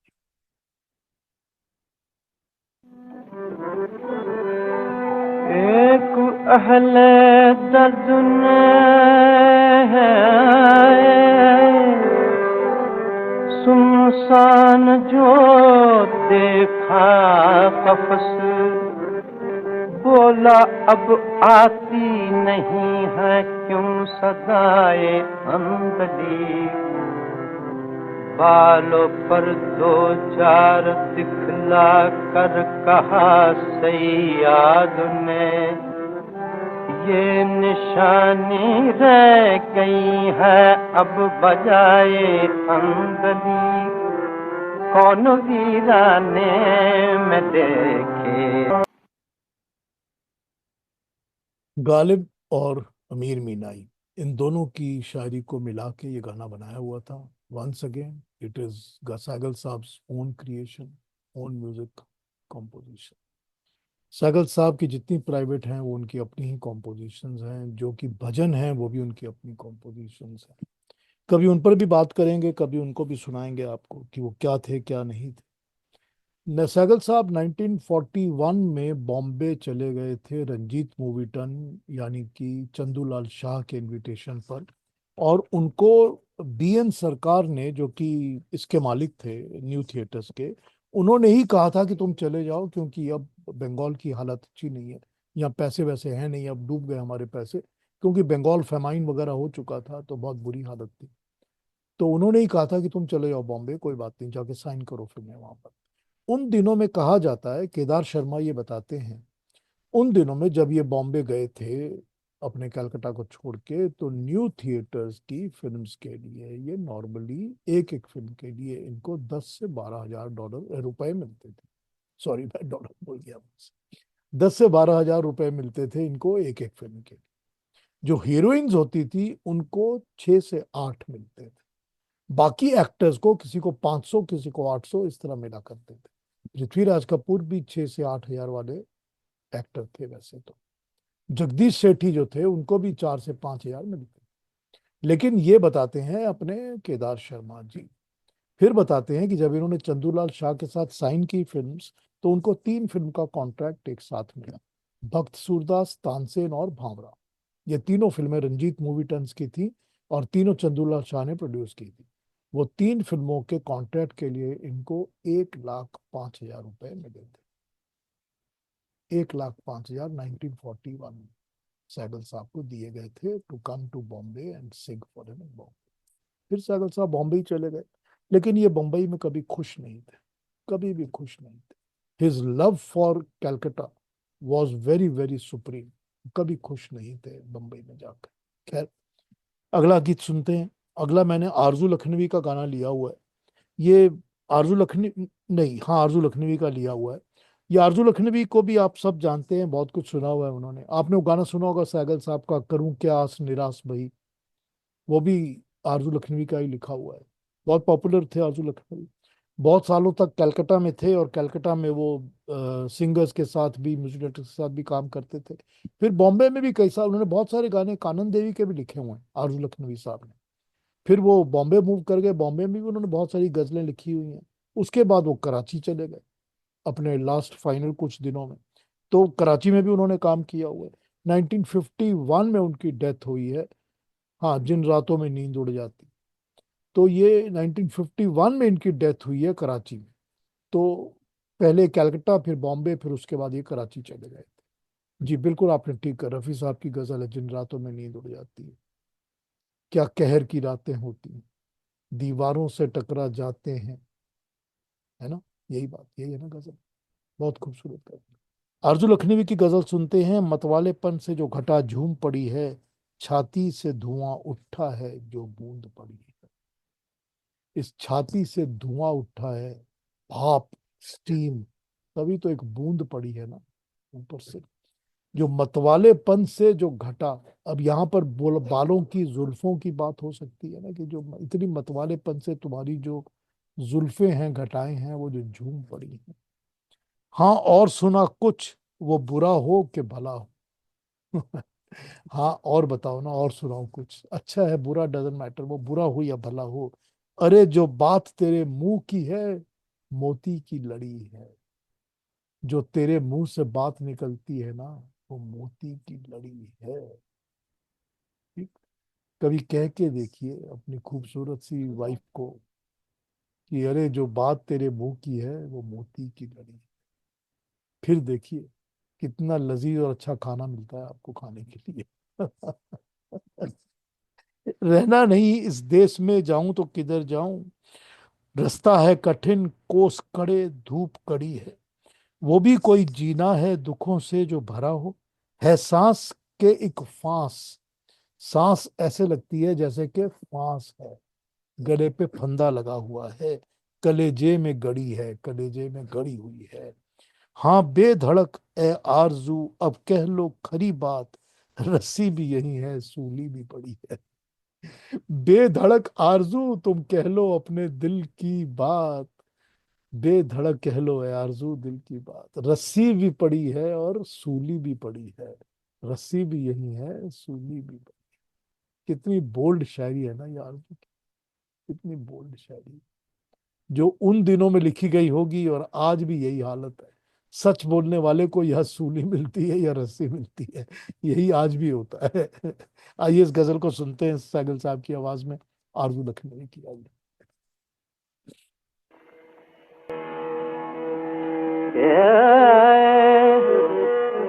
मतवाले पने से जो घटाए झूम पड़ी है, छाती से धुआं उठा है जो बूंद पड़ी है।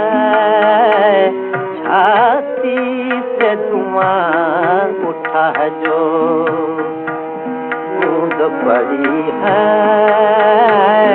छाती से धुआं उठा है जो बूंद पड़ी है।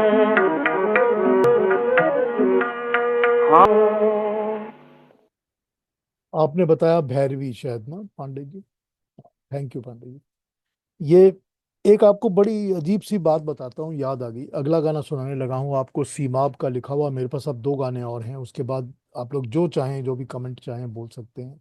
हाथ उठा दीजिएगा, बात करिएगा जरूर। We are be very happy to hear your feedback. ये जो गाना बजाने वाला हूँ, सीमाब का लिखा हुआ। अब क्या बताऊं मैं, तेरे मिलने से क्या मिला, इरफान गम हुआ मुझे, दिल का पता मिला। उफ, उफ, इतना फेवरेट है मेरा, इतना फेवरेट है कि मैं क्या बताऊं आपको। इसका एक किस्सा सुनाता हूँ। ये हमारे बचपन की एक, मेरी माँ बहुत अच्छी सिंगर थी, गाती बहुत अच्छा थी, कंपोज भी करती थी, लिखती भी थी। बहुत ही अच्छी सिंगर थी वो। बहुत ही अच्छा उनको नॉलेज था म्यूजिक का, और हर गाने को अलग अलग रागों में कंपोज किया करती थी। अब अपने ही गानों को, अपने ही लिखे गानों को। अब उनकी एक फ्रेंड थी, क्योंकि वो भी गायकी के सर्कल में जान पहचान थी, तो उनकी एक फ्रेंड हुआ करती थी बचपन में, हम जिनको पहचानते थे। उनका नाम था मनोरमा आहूजा। ये मनोरमा आहूजा के एलपी रिकॉर्ड्स निकले हुए हैं, कम से कम एक तो मैंने देखा है। तो ये, हम तो उनको खैर बचपन से पहचानते थे, तो आंटी आंटी थी हमारी। तो मनोरमा आहूजा जी बहुत ज्यादा म्यूजिक के सर्कल्स में बहुत पॉपुलर थी, और उनके घर में, उनके अपने घर में महफिलें हुआ करती। तो हम उनके घर में हमेशा जाते थे, कोई ना कोई कुछ ना कुछ चल रहा है, क्योंकि मेरे मदर फादर को बहुत शौक था, तो हम भी जाते थे। तो उनके घर में फेस टू फेस बैठ के मैंने बेगम अख्तर को सुना है गाते हुए, फेस टू फेस। उनके घर में बैठ के मैंने बड़े गुलाम अली खान को सुना है गाते हुए, उनके घर के अंदर। तो उनके घर में हम जाया करते, और मेरी उम्र उन दिनों, मतलब आई वॉज आइदर 7, 8, 9, ये मेरी उम्र थी उन दिनों। उतनी उम्र थी मेरी, 10 साल, 9, 8, 7, 8, 9, 10 साल, उतनी उम्र थी। ये उन्हीं दिनों की बातें हैं। मेरे ख्याल से 12, 14 साल तक मैं गया हूँ उनके साथ, उम्र से उम्र तक उनके घर गया हूँ। उसके बाद वो दिल्ली मूव कर गए थे, आहूजा जी। तो दिल्ली मूव कर गए, फिर उनका रिकॉर्ड विकॉर्ड निकल गए और पब्लिक परफॉर्मेंसेस देने लग गई थी वो। खैर, आपको एक किस्सा सुनाता हूँ कि एक बार बड़े गुलाम अली खान साहब के बेटे थे, उनका नाम था मुनव्वर, मुनव्वर अली खान। एक बार वो मुनव्वर अली खान जो थे, वो उनके घर में परफॉर्म कर रहे थे। वो मेरे को बड़ा पसंद करते थे, बड़ा प्यार करते थे, हमेशा पास उठा के बैठा लिया करते थे, और बोलते थे हिलना मत, तुम बस यहीं बैठे रहो, मैं गाना गा रहा हूँ, तुम सुनो। और मैं सुनता था, उनको बड़ा अच्छा लगता था सुनना। तो एक दिन उन्होंने मुझको पूछ लिया कि तुम क्या सुनोगे, बताओ मैं क्या गाऊं। तो मैंने कह दिया बस ये गाइए, अब क्या मिसाल, अब क्या बताऊं मैं, तेरे मिलने से क्या मिला। अब जैसे ही मैंने इसका नाम लिया, वो बड़े हैरान हो गए, बोलते अरे तुम 8 साल के बच्चे हो और तुमको ये गाना पता है। मैंने कहा हाँ बिल्कुल पता है, और मुझे बहुत अच्छा लगता, तभी अच्छा लगता था उस उम्र में ही। तो वो बड़े खुश हुए, खुश होकर उन्होंने पूरा गाना सुनाया। और जब उन्होंने गाना सुनाया, तो पता क्या कहते हैं वो, गाना सुनाने के बीच में रुक गए, रुक के मुझे कहते हैं कि तुम जाना मत कहीं पर, हिलना नहीं यहाँ से। तो मैंने कहा नहीं, मैं बैठा हूँ, मैं सुन रहा हूँ, मैं नहीं जाने वाला कहीं पर, मैं मूव भी नहीं करूंगा। तो मुझे कहती है देखो, मोहब्बत में मजा तब है जना तुम सरको ना हम सरकें। ये उनका बोला हुआ है जब मैं 8 साल का था, और मुझे आज याद है इस बात का। वो कहते हैं मोहब्बत में मजा तब है ना तुम सरको ना हम सरकें, अगर सरको तो यूं सरको, कलम कर दो मेरे सर को। ये मुनव्वर अली खान का बोला हुआ है मेरे को। उन दिनों की बात बताता हूँ आपको, जब मैंने उनसे कहा था ये गाना सुनाइए मेरे को, सीमा आपका लिखा हुआ। बहुत कमाल की पोइट्री है ये, वही पूरा का पूरा फिलॉसफी है ऊपर वाले की। तो जब वो कहते हैं अब क्या बताऊं मैं, तेरे मिलने से क्या मिला, उसके मिलने से क्या मिलेगा, इरफान गम हुआ मुझे दिल का पता मिला। अपना ही पता चल जाता है कि मैं कौन हूँ। जब उसके दर्शन होते हैं तो अपना पता चलता है ना पहले, कि मेरे अंदर क्या बुराइयां खामियां क्या हैं, सब पता चल जाती हैं। जब दूर तक न कोई फकीर आशना मिला, फकीरों को जो का जो आशना होता है वो नहीं मिला, तेरा नियाजमंद तेरे दर से जाने। और तो कोई मिलता ही नहीं है ना इस दुनिया में। कौन मिलता है जो हम लोगों का आशना होता है, फकीर आशना। तो हम सब उसी के नियाजमंद है ना, परमात्मा के ही तो हम भक्त है ना सब। तभी तो जाके उसके दर पे जाके मिल जाते हैं ना। और हमको मिलना तो उसी के दर से है ना। तो तेरा नियाजमंद तेरे दर से माँ मिला, मंजिल मिली मुराद मिली मुद्दा मिला। मंजिल मिल गई, मुराद मिल गई, और मुद्दा मिल गया। सब कुछ मुझे मिला जो तेरा नक्शे पा मिला। बताइए। पूरा का पूरा मीरा भजन लगता है ना सुनने में। एकदम वही ख्याल है ना इसमें भी, जो मीरा लिखा करती थी। मंजिल मिली मुराद मिली मुद्दा मिला, सब कुछ मुझे मिला जो तेरा नक्शे पा मिला। या जख्मे दिल को छील के सीने से फेंक दे, या जख्मे दिल को छील के सीने से फेंक दे, या एहतराफ कर, मान ले, एक्सेप्ट कर कि जहाने वफा मिला। सीमाब को शगुफ्ता ना देखा तमाम उम्र, कम वक्त जब मिला हमें कम आशना में। कभी भी हमने किसी को देखा है, सब कंप्लेन ही तो करते रहते हैं ना हमेशा। वी आर ऑलवेज कंप्लेनिंग ना। सीमाब को शगुफ्ता ना देखा तमाम उम्र, कम वक्त जब मिला हमें कम आशना। उफ, क्या गजल है ये, क्या लिखा हुआ है सीमाब साहब का। वाह, hats off to that man. Seemab Akbarabadi ने कुछ पोएटिक तरीके से कुरान के वर्सेस को कंपोज किया था, और उनको छापने वाला कोई मिला नहीं था इंडिया में। तो उनको लाहौर में बुला लिया गया कि हम छाप देंगे। तो 1948 में वो लाहौर चले गए थे।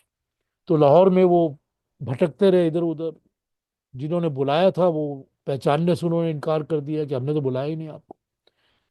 तो काफी दिनों तक वो इधर उधर भटके। उसके बाद उनको किसी ने कहा कराची चले जाइए, वहां छप जाएगा।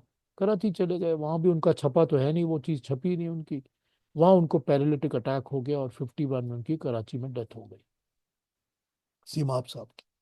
बाद में जो उनके बेटे थे, उनके बेटे भी अच्छे पोएट थे और वो सिखाया पढ़ाया करते थे, वो भी उस्ताद थे, तो वो भी उनके भी चेले थे, उनके बेटे के। तो बाद में उनके बेटे ने इन चीज़ों को 79 में, 1986 में इस तरह अलग अलग तरह से छापा है उनके तीन चीज़ों को, मगर उनके जीते जी जो वो चाहते थे वो छपी नहीं थी। खैर, सीमा अकबराबादी की ये गज़ल सुन लेते हैं, बहुत ही खूबसूरत गज़ल, बहुत ही फेवरेट। सहगल साहब का खूबसूरत गायकी का अंदाज, बहुत ही रस है इसमें। आइए इसको सुनते हैं। आइए।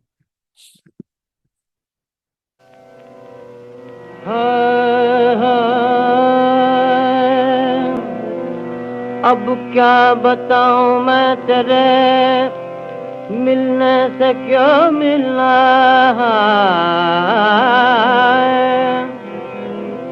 इरफान गम हुआ मुझे दिल का पता मिला, इरफान गम हुआ मुझे दिल का पता मिला, इरफान गम हुआ मुझे दिल का पता मिला, इरफान गम हुआ मुझे दिल का पता मिला, मिलने से क्या मिला। Thank you for your comments. आप लोग जो भी कुछ बात करना चाहते हो हाथ उठा लीजिएगा, you can always comment. Sehgal साहब की मैंने आपको बहुत सारी बातें बताई, छोटी छोटी, और कई सारी बातें आपने पहले सुनी होंगी, कई मुझसे सुन रहे होंगे। मैं आपको, देखिए, आपने चारू मित्रा जी बिल्कुल ठीक कहा। I I really feel that I was blessed as a child, as a young person, कि मुझे ये मौका मिला कि मैं इन सब लोगों को ऐसे सुन सकता था। और बचपन से ही मेरी ये चर्चा हमेशा रही, म्यूजिक की चर्चा घर में थी और मैं उसमें बहुत। लेकिन आपको एक बात बताता हूँ चारू मित्रा जी, मेरे और भी तो भाई बहन हैं, उनमें तो किसी को कोई ना इंटरेस्ट था ना किसी को कोई चीज है अभी। कोई कोई भी भाई बहन ऐसा नहीं जो मेरे प्रोग्राम्स को अटेंड करता हो, पार्टिसिपेट भी नहीं करते। तो ये सबके साथ अपना अपना होता है, क्या बताया जाए इसके बारे में। अगला गाना सुन लेते हैं, लास्ट गाना। मैं अब ये गालिब साहब का गाना है, ये लास्ट सॉन्ग जो मैं आपको सुनाने लगा हूँ। ये गालिब साहब का लास्ट सॉन्ग है जो मैं सुनाऊंगा आपको, और एक वो गाना कि जिसके लिए मेरे फादर ने फरमाइश की थी इस गाने को सुनने की, और ये गाना भी मुनव्वर जी ने गाया था, और इस गाने की फरमाइश मेरे फादर ने की थी, तो ये आपको सुनाता हूँ। बहुत बहुत बहुत फेवरेट है मेरा ये गाना। चल निकलते जो मैं पिए होते।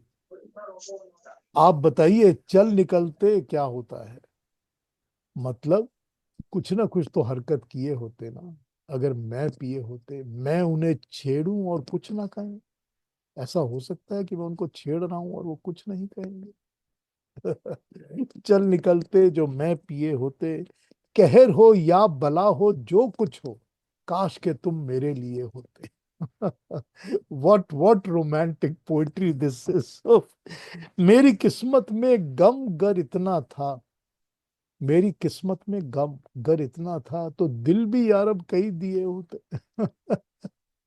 आ ही जाता वो राह पर गालिब, कभी ना कभी तो राह पर आ जाता ना। आ ही जाता वो राह पर गालिब, कोई दिन और जी लिए होते। क्या रोमांस है इसके अंदर, वाह। आइए इस गाने को सुनते हैं, फिर I will open to everybody who wants to talk and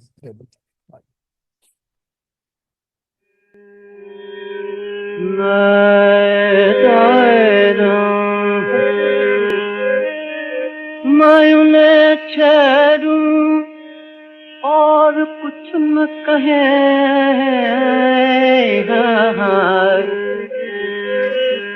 मैं उन्हें छेड़ूं और कुछ न कहे,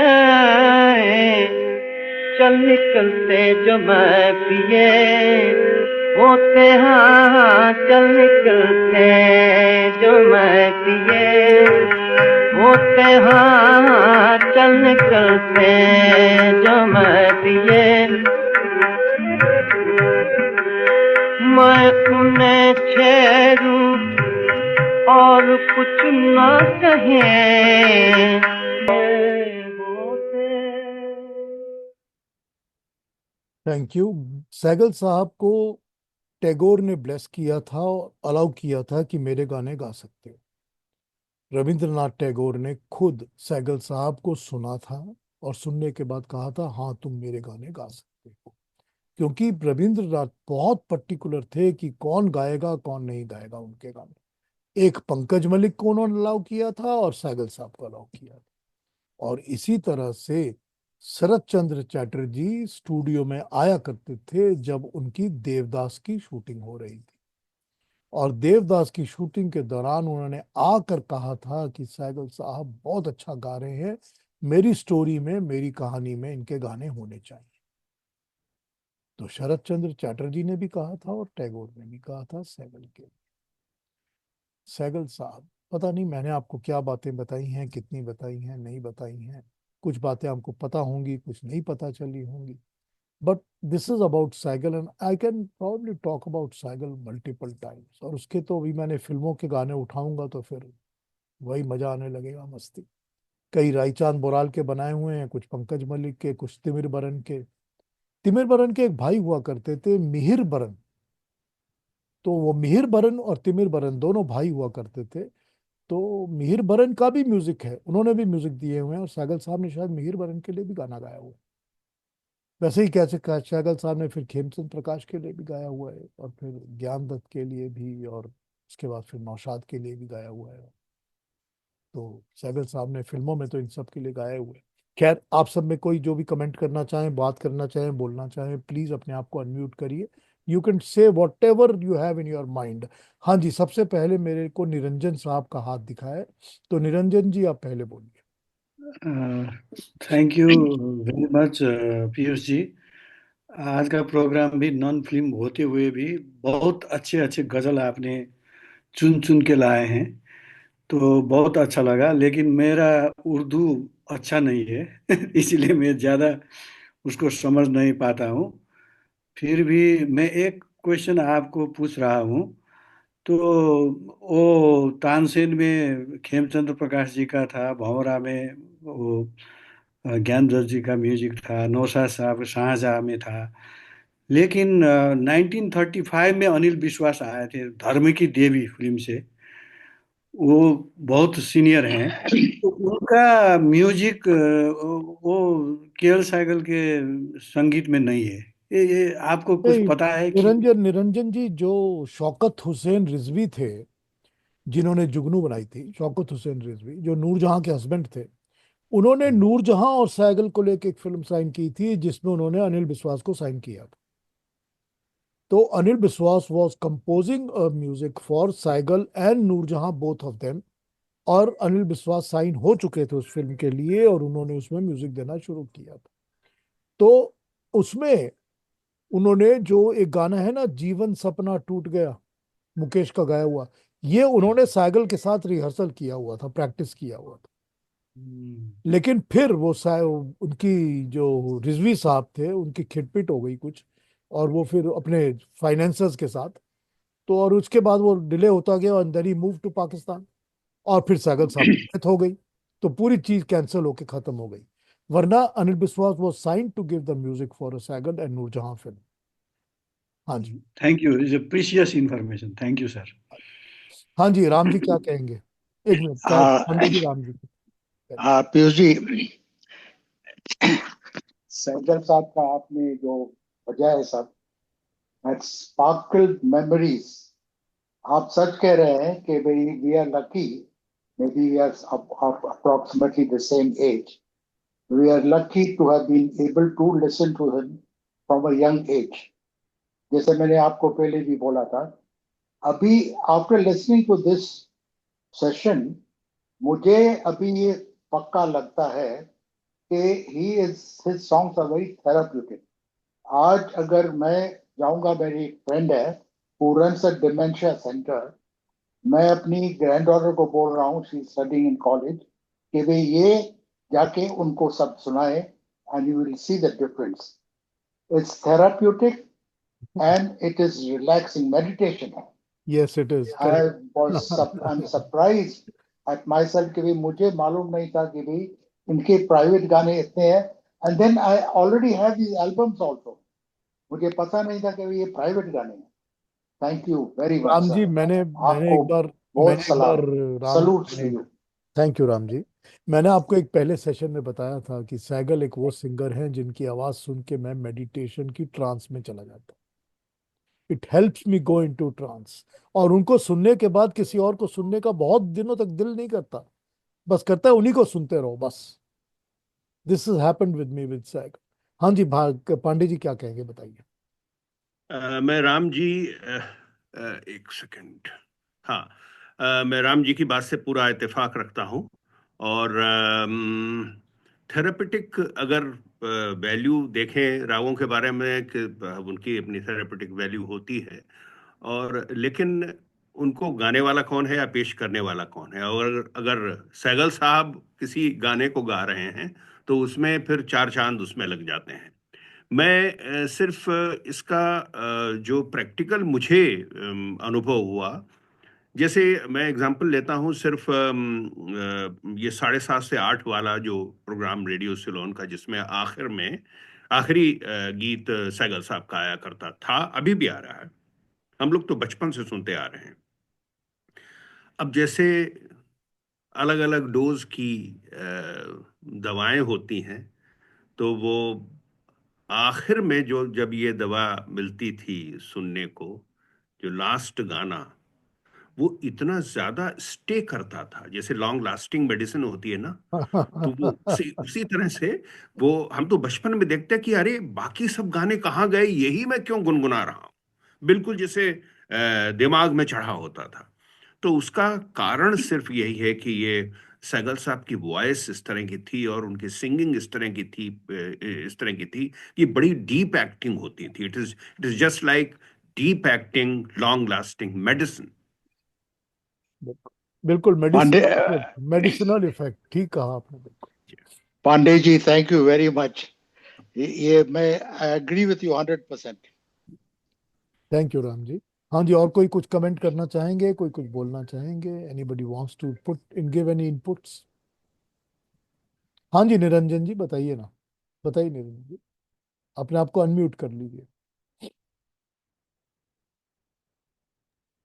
Many years ago, I had heard a program, 4-hour program, done by one journalist, Nalin Shah. Unhone, he had gone to Saigal's native place, and he was searching for his driver. और वो driver को ही traced the driver, उनको लेकर अलग अलग जगह गए वहाँ, and different stories about cycle. वो आपने जब ये मेंशन किया ना, there was some producer, program producer who had approached Saigal Saab to sing for a very prestigious program, or you are offering a lot of money, but he refused because on that day he was supposed to sing for his Dhobi's son song. तो धोबी के बस्ती में जाके उन्होंने रात को गाना गाया था। बिल्कुल ठीक है, ये एकदम करेक्ट कहानी है ये, बिल्कुल। ये केदार शर्मा ने भी कही हुई है ये कहानी, बिल्कुल। Okay. बिल्कुल ठीक बात है। And in that program, of course, गाने तो सबको पता था। Majority of the people, KL Sehgal, they were enjoying different singers singing KL Sehgal songs. लेकिन उनके जो stories say in between the songs, which expose the humanity, the human nature of Sehgal Saab. वो जो because that it came from the driver, जो बाकी लोग को पता नहीं था।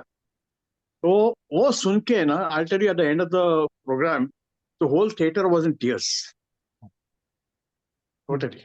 नहीं, वो तो हमको इमोशनली मूव अभी भी करते ही हैं जब भी सुनते हैं उनको, बहुत हाँ, करेक्ट। हाँ जी, चारू मित्रा जी क्या कहेंगी आप बताइए। जी, आपने जो पर्सनल यादें साझा की उससे ये प्रोग्राम की लज्जत और बढ़ गई। तो सैगल साहब को तो बचपन से सुनती आ रही हूँ मैं भी, मेरी भी वो, मैं उस जनरेशन से नहीं हूँ कि जो सैगल के गाने सुनते हो। हमारी जनरेशन के सब अमिताभ बच्चन, ऋषि कपूर, धर्मेंद्र के गाने सुनते थे। लेकिन मैं सीलोन की बदौलत पापा के साथ रह रहे की शायरी की समझ, तो ये जो आप लगा रहे थे आज, तो मैं पूरा अपना चाइल्डहुड रीलिव कर रही थी, पूरा नॉस्टैल्जिक फील कर रही थी। तो इसी वजह से ये गाने बार बार सुनते हैं तो फिर से उस दौर में चले जाते हैं। तो हम लोग के लिए सिर्फ ये गाने या सिर्फ मनोरंजन नहीं है, तो पूरा फिर से फ्लैशबैक है पूरा का पूरा चाइल्डहुड का, जो आज आपने उभारा। और उन्हीं के लाइन से मैं कहूंगी कि मेरी किस्मत में नगमे गर इतने थे, दिल भी यार अब कई दिए होते। जब तिलक साहब को कहाँ रखें, सहगल साहब को कहाँ रखें, गीता दत्त को कहाँ रखें, किन किन हृदय के किस किस को खानों में रखें बांट के, ऐसा हो गया है। बहुत प्यारा था अच्छे से। और फिर थैंक और यू, एक करिए फिल्मी, थैंक यू चारुता जी, बिल्कुल ड्यूएट भी ठीक कहा कीजिए आप। आप, थैंक यू। ड्यूएट भी लीजिए आप सहगल साहब पे, और एक करिए, एक से जी नहीं भरा, फिल्मी गाने लीजिए और इसमें ड्यूएट भी चाहिए हमको। सैगल के डुएट्स, ड्यूएट एंड सोलो, मतलब सोलो लेंगे तो ड्यूएट भी लीजिएगा। ठीक है। दुनिया का, इस हमारी फिल्म इंडस्ट्री का जो सबसे अच्छा ट्रायो है ना, 3 गाना, वो है वो है दुनिया, वो है दुनिया रंग रंगीली हवा। वाह वाह, सही कहा, दुनिया सही रंग कहा। उसके रंगीली बाद तलत हवा, साहब का मोहब्बत की उसके धुन, जैसा वो भी उसके चाह। जैसा ट्रायो है ही नहीं। जी जी, बिल्कुल और बिल्कुल उसमें जो बिल्कुल। रफी, जब अपने सैगल साहब की एंट्री होती है ना 3rd वर्स में, तो वो डिवाइन बन जी जाता है एकदम, लगता है कि अब तो बिल्कुल बस बात। ऊपर ही वाले की चेंजेस आवाज। ही चेंजेस द एनवायरनमेंट। कंप्लीट एकदम कंप्लीट, से बदल जाता है। एकदम लगता है कि अब तो बस वो ऊपर वाले की आवाज आ गई है, यस अभी सुन रहे हैं, यस एकदम यस। डिवाइन हो गया एकदम। He is so good, he so good. हाँ जी, और कोई क्या कहेंगे, कुछ कहना है? हाँ सीता जी, आप कुछ कहना चाहती हैं, बोलिए। Namaste, Piyushi. Namaste, everyone. I just want to add that आज जो गजल्स आपने प्ले किया है केएल सहगल जी के, I have never heard even one of them, but it was so good, so very soothing, and shared with the shared stories that you gave us. I I mean, I understand what original singing and original voice quality is. So much of depth in the voice. Okay, my father was not into music at all. We've never heard him enjoy music even openly. But then he used to rave about KL Saigal. Now I understand why. So it thank you, was. Thank you Sita ji. And with the Panditji's and Ramji's comments, it enhances whatever you are imparting. My request would be if we can do a session on KL Saigal ji's filmy ghazals as well, filmy songs as well. I will So do it. that's what we grew up. That's what we grew up listening to. Because these ghazals that you played today, I have never heard. Like I said, I'm not familiar at all. But Sure, I will, sure, with अभी whatever, we've heard, it would be really nice. I will surely do it। दो अभी नैना मत भजन वाले। अभी भजन और गीत और ठुमरियां उनकी बाकी हैं। बहुत बाकी है, ठीक बात हाँ है। हाँ तो गैर करेंगे। फिल्मी वो बहुत बाकी हैं। हाँ तो बहुत उनका बाकी। झुलना झुलाओ तो बाकी है। हाँ बिल्कुल बाकी वो है। तो गीत है। हाँ होरी होरी बाकी है। हाँ होरी बाकी है। हाँ होरी हो बिल्कुल। ब्रजराज दुरारी। हाँ बिल्कुल, बहुत क्या खूबसूरत बात है है। वो, बहुत। कौन बुझावे राम तपत मोरे मन की। बिल्कुल क्या बिल्कुल। क्या सब गीत है, माय गॉड। और सब उनकी अपने बनाए कॉम्पोजिशंस अपनी है उनकी, हाँ। सैगल ओह साहब। ओह ओह, ओह। बिल्कुल। हाँ भट्ट साहब, Thank you. Hardik ji, Thank Hardik you ji for a क्या? wonderful session, Piyush ji. Thank you Sita ji, thank you so much, thank you. हाँ हार्दिक जी कहिए, क्या कहेंगे? अनम्यूट कर लीजिए अपने आप को, अनम्यूट कर लीजिए हार्दिक जी। हाँ बोलिए। सर जी नमस्ते। नमस्ते हार्दिक, बताइए। मैं शैला का जो ग्रुप है उसमें ये लिंक रखी गई थी। अच्छा अच्छा। हाँ, तो उसमें से मुझे ये लिंक मिली और मैं जुड़ा। थैंक ये यू। ग्रुप में जितने लोग हैं उसमें मुझसे छोटी आयु का कोई नहीं होगा, ये मैं दावे से कहता हूँ। I am 33 years old only. ठीक है। और मैं सैगल साहब को बचपन से सुनता आ रहा हूँ। उनके गानों की तकरीबन सभी रिकॉर्ड्स मेरे कलेक्शन में हैं और हमारे दादाजी ने तो उनको लाइव सुना था।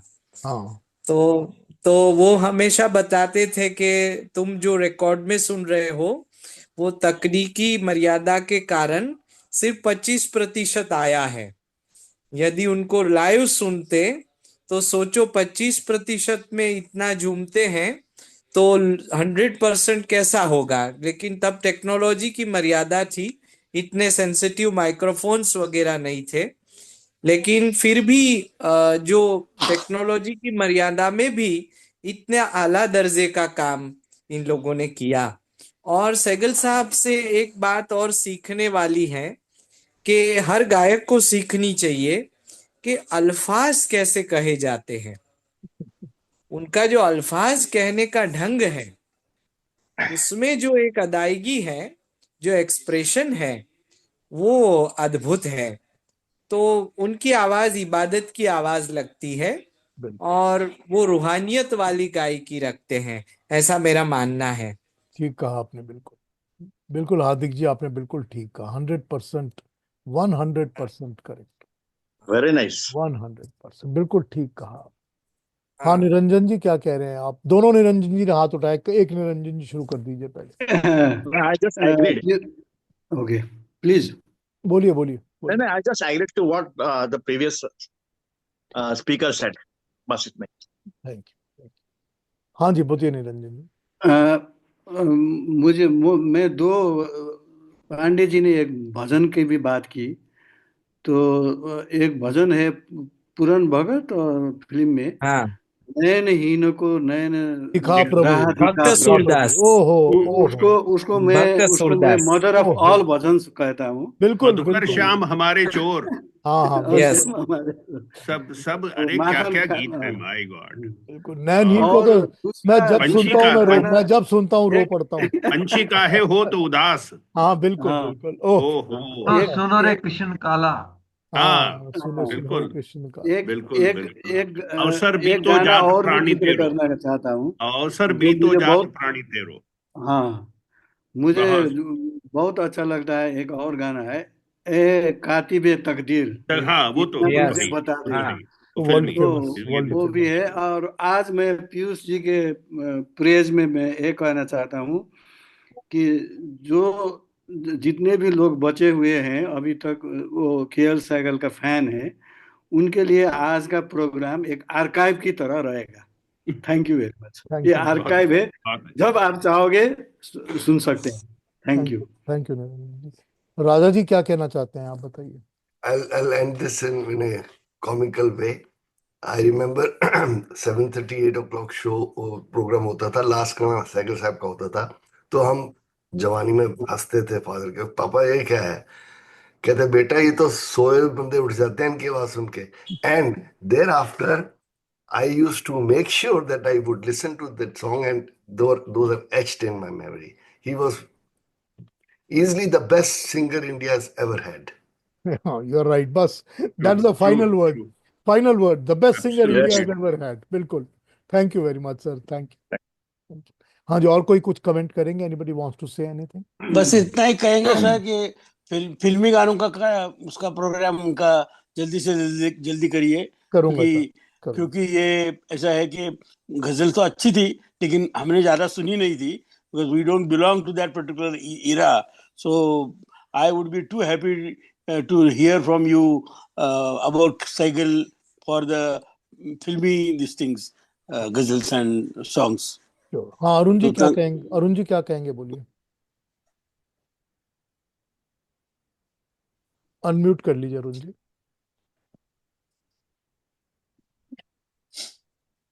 हाँ जी, बोलिए बोलिए अरुण जी।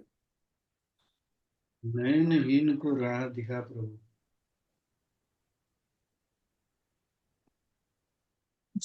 वो बार बार म्यूट अनम्यूट हो रहे हैं। हाँ बोलिए अरुण जी, बोलिए। अभी ठीक है सर? हाँ ठीक है, सुन रहा हूँ। हाँ सर, ये आज जो गजल आपने बजाए हैं, हमने फर्स्ट टाइम सुना है। और एज अ सिंगर, ये जो हमारे स्टालवर्ड थे, रफी साहब, लता जी, किशोर दा और मुकेश जी, उनको गुरु किस लिए मानते थे? उनकी गायकी आज देख के पता चल जाता है। फिर रफी साहब ने एक बार, किसी ने पूछा था उनको कि भाई गाने का क्या विशेषता होना चाहिए, उन्होंने बोला कि गाने में मिठास होनी चाहिए और इमोशंस होनी चाहिए। सैगल साहब के गाने में ये सारी चीजें, वर्ड्स तो होते ही है। तो आज मैं फर्स्ट टाइम आपके प्रोग्राम में एक शामिल हुआ अरुण हूँ। जी, अरुण जी, हाँ, एक वन ऑन वन आपको बात बताता हूँ। मैं अमित कुमार जो हाँ, है, जो सिंगर हैं, किशोर जी के बेटे, हाँ, मैंने सर। अमित कुमार के साथ कोई 1.5 days बैंगलोर में इकट्ठा बताया था। हम लोग 1.5 दिन हम हाँ, एक साथ थे, बिल्कुल। अच्छा, तो वो मेरे साथ घूमते फिरते थे, खाना खाया, मैं उनको फिल्म दिखाने ले गया, हमने बहुत बहुत गप्पे मारी। तो अमित कुमार मेरे को ये किस्सा सुनाते हैं, बोलते हैं कि एक बार क्या हुआ, जब मैं फिल्म इंडस्ट्री में गाना गाना शुरू किया था, मैंने I started to get songs, कि गाने मिलने शुरू हो गए थे। तो एक कल्याण जी ने गाना दे दिया, एक आर डी बर्मन ने गाना दे दिया, तो लोग गाना देने शुरू हो गए। तो मेरे फादर ने एक दिन, जब फादर जा रहे थे रिकॉर्डिंग करने के लिए और मैं घर बैठा हुआ था, तो मुझको उन्होंने एक दिन कहा कि ये देख, ये गाना सुन। वो एक सैगल साहब का रिकॉर्ड निकाल के ले आए और उन्होंने कहा ये सैगल साहब का रिकॉर्ड है, यहाँ पर तू पियानो पे बैठ, क्योंकि मैं पियानो पे बैठ के प्रैक्टिस किया करता था। तो कहते तू पियानो पे बैठ और ये गाना सुन और इसको प्रैक्टिस करके गा के परफेक्ट कर, जब तक मैं रात को आता हूं तो मैं सुनूंगा तेरे से ही। अब वो अमित कुमार कहता है कि मैंने कहा कि बाप डैडी ये क्या कर रहे हो, ये मैंने इसका क्या कर रहा है, it's not no use to me. ऐसे गाना गा के मैंने आजकल थोड़ी गा सकता हूँ मैं ये गाना, आप क्या कर रहे हो, मेरा टाइम वेस्ट। बोलता नो टाइम वेस्ट, तुमको ये करना पड़ेगा। अब बाप का हुक्म था, बोलते मैं बैठ गया। फादर चले गए, किशोर साहब। तो वो बोलते हैं, अमित कुमार मेरे को बोलते हैं, मैंने गाना बजाया कि ये क्या चीज है, कुछ भी नहीं है ये। एक बार सुना उसको, मुझको याद नहीं कौन सा गाना है। एक बार सुना उसको, दो बार सुना उसको, फिर मैं पियानो बजा के साथ गाना शुरू किया। बोलते मेरे 12 बज गए। बोलते मैं शाम तक मैं उस गाने को गा ही नहीं सका। बोलता है I knew what was cycle. Amit Kumar कहते हैं then I came to know. मैंने शाम को अपने फादर को कहा, बाबा ये आपने कहा। बोलता हाँ, ये है वो गुरु, ये है वो गुरु। अच्छा, एक बात आपको और बताता हूँ, ये भी पर्सनल बात मेरी को, ये I have come to know this from HMV itself. HMV के अंदर जो काम करते हैं उसके एक इंजीनियर ने मेरे को बात बताई थी। मैं डमडम HMV के स्टूडियो में कई बार गया हूँ, थैंक्स टू सोनथालिया जी, जिनकी डेथ हो गई है। वो उनके साथ में कई बार गया हूँ डमडम के HMV के स्टूडियो में। कुछ मैंने उनको अपने तब कलेक्शन में से गाने भी दिए हैं जो उन्होंने इश्यू किए हुए हैं। जो आप सैया का रिकॉर्ड देखते हो या सैया का कैसेट देखते हो, वो मेरी कलेक्शन से दिया हुआ है, मेरी टेप से दिया हुआ है। उस तरह के कुछ और गाने भी है। शिवजी बिहाने चले, मैंने दिया हुआ है उनको निकालने के लिए। खैर, नॉट नॉट अबाउट मी। वो मुझे बताते थे कि इंजीनियर कहते थे कि किशोर कुमार ने रीसिंक करके सैगल के गाने गाए थे, दोबारा से गा के, कि मैं अपनी आवाज में सैगल को ट्रिब्यूट देके डेडिकेट करके गाने गाना चाहता हूँ। पूरा उन्होंने रिकॉर्ड बना लिया, LP record of 16 songs of Kishore Kumar, sung by Kishore Kumar, KL Saigal songs.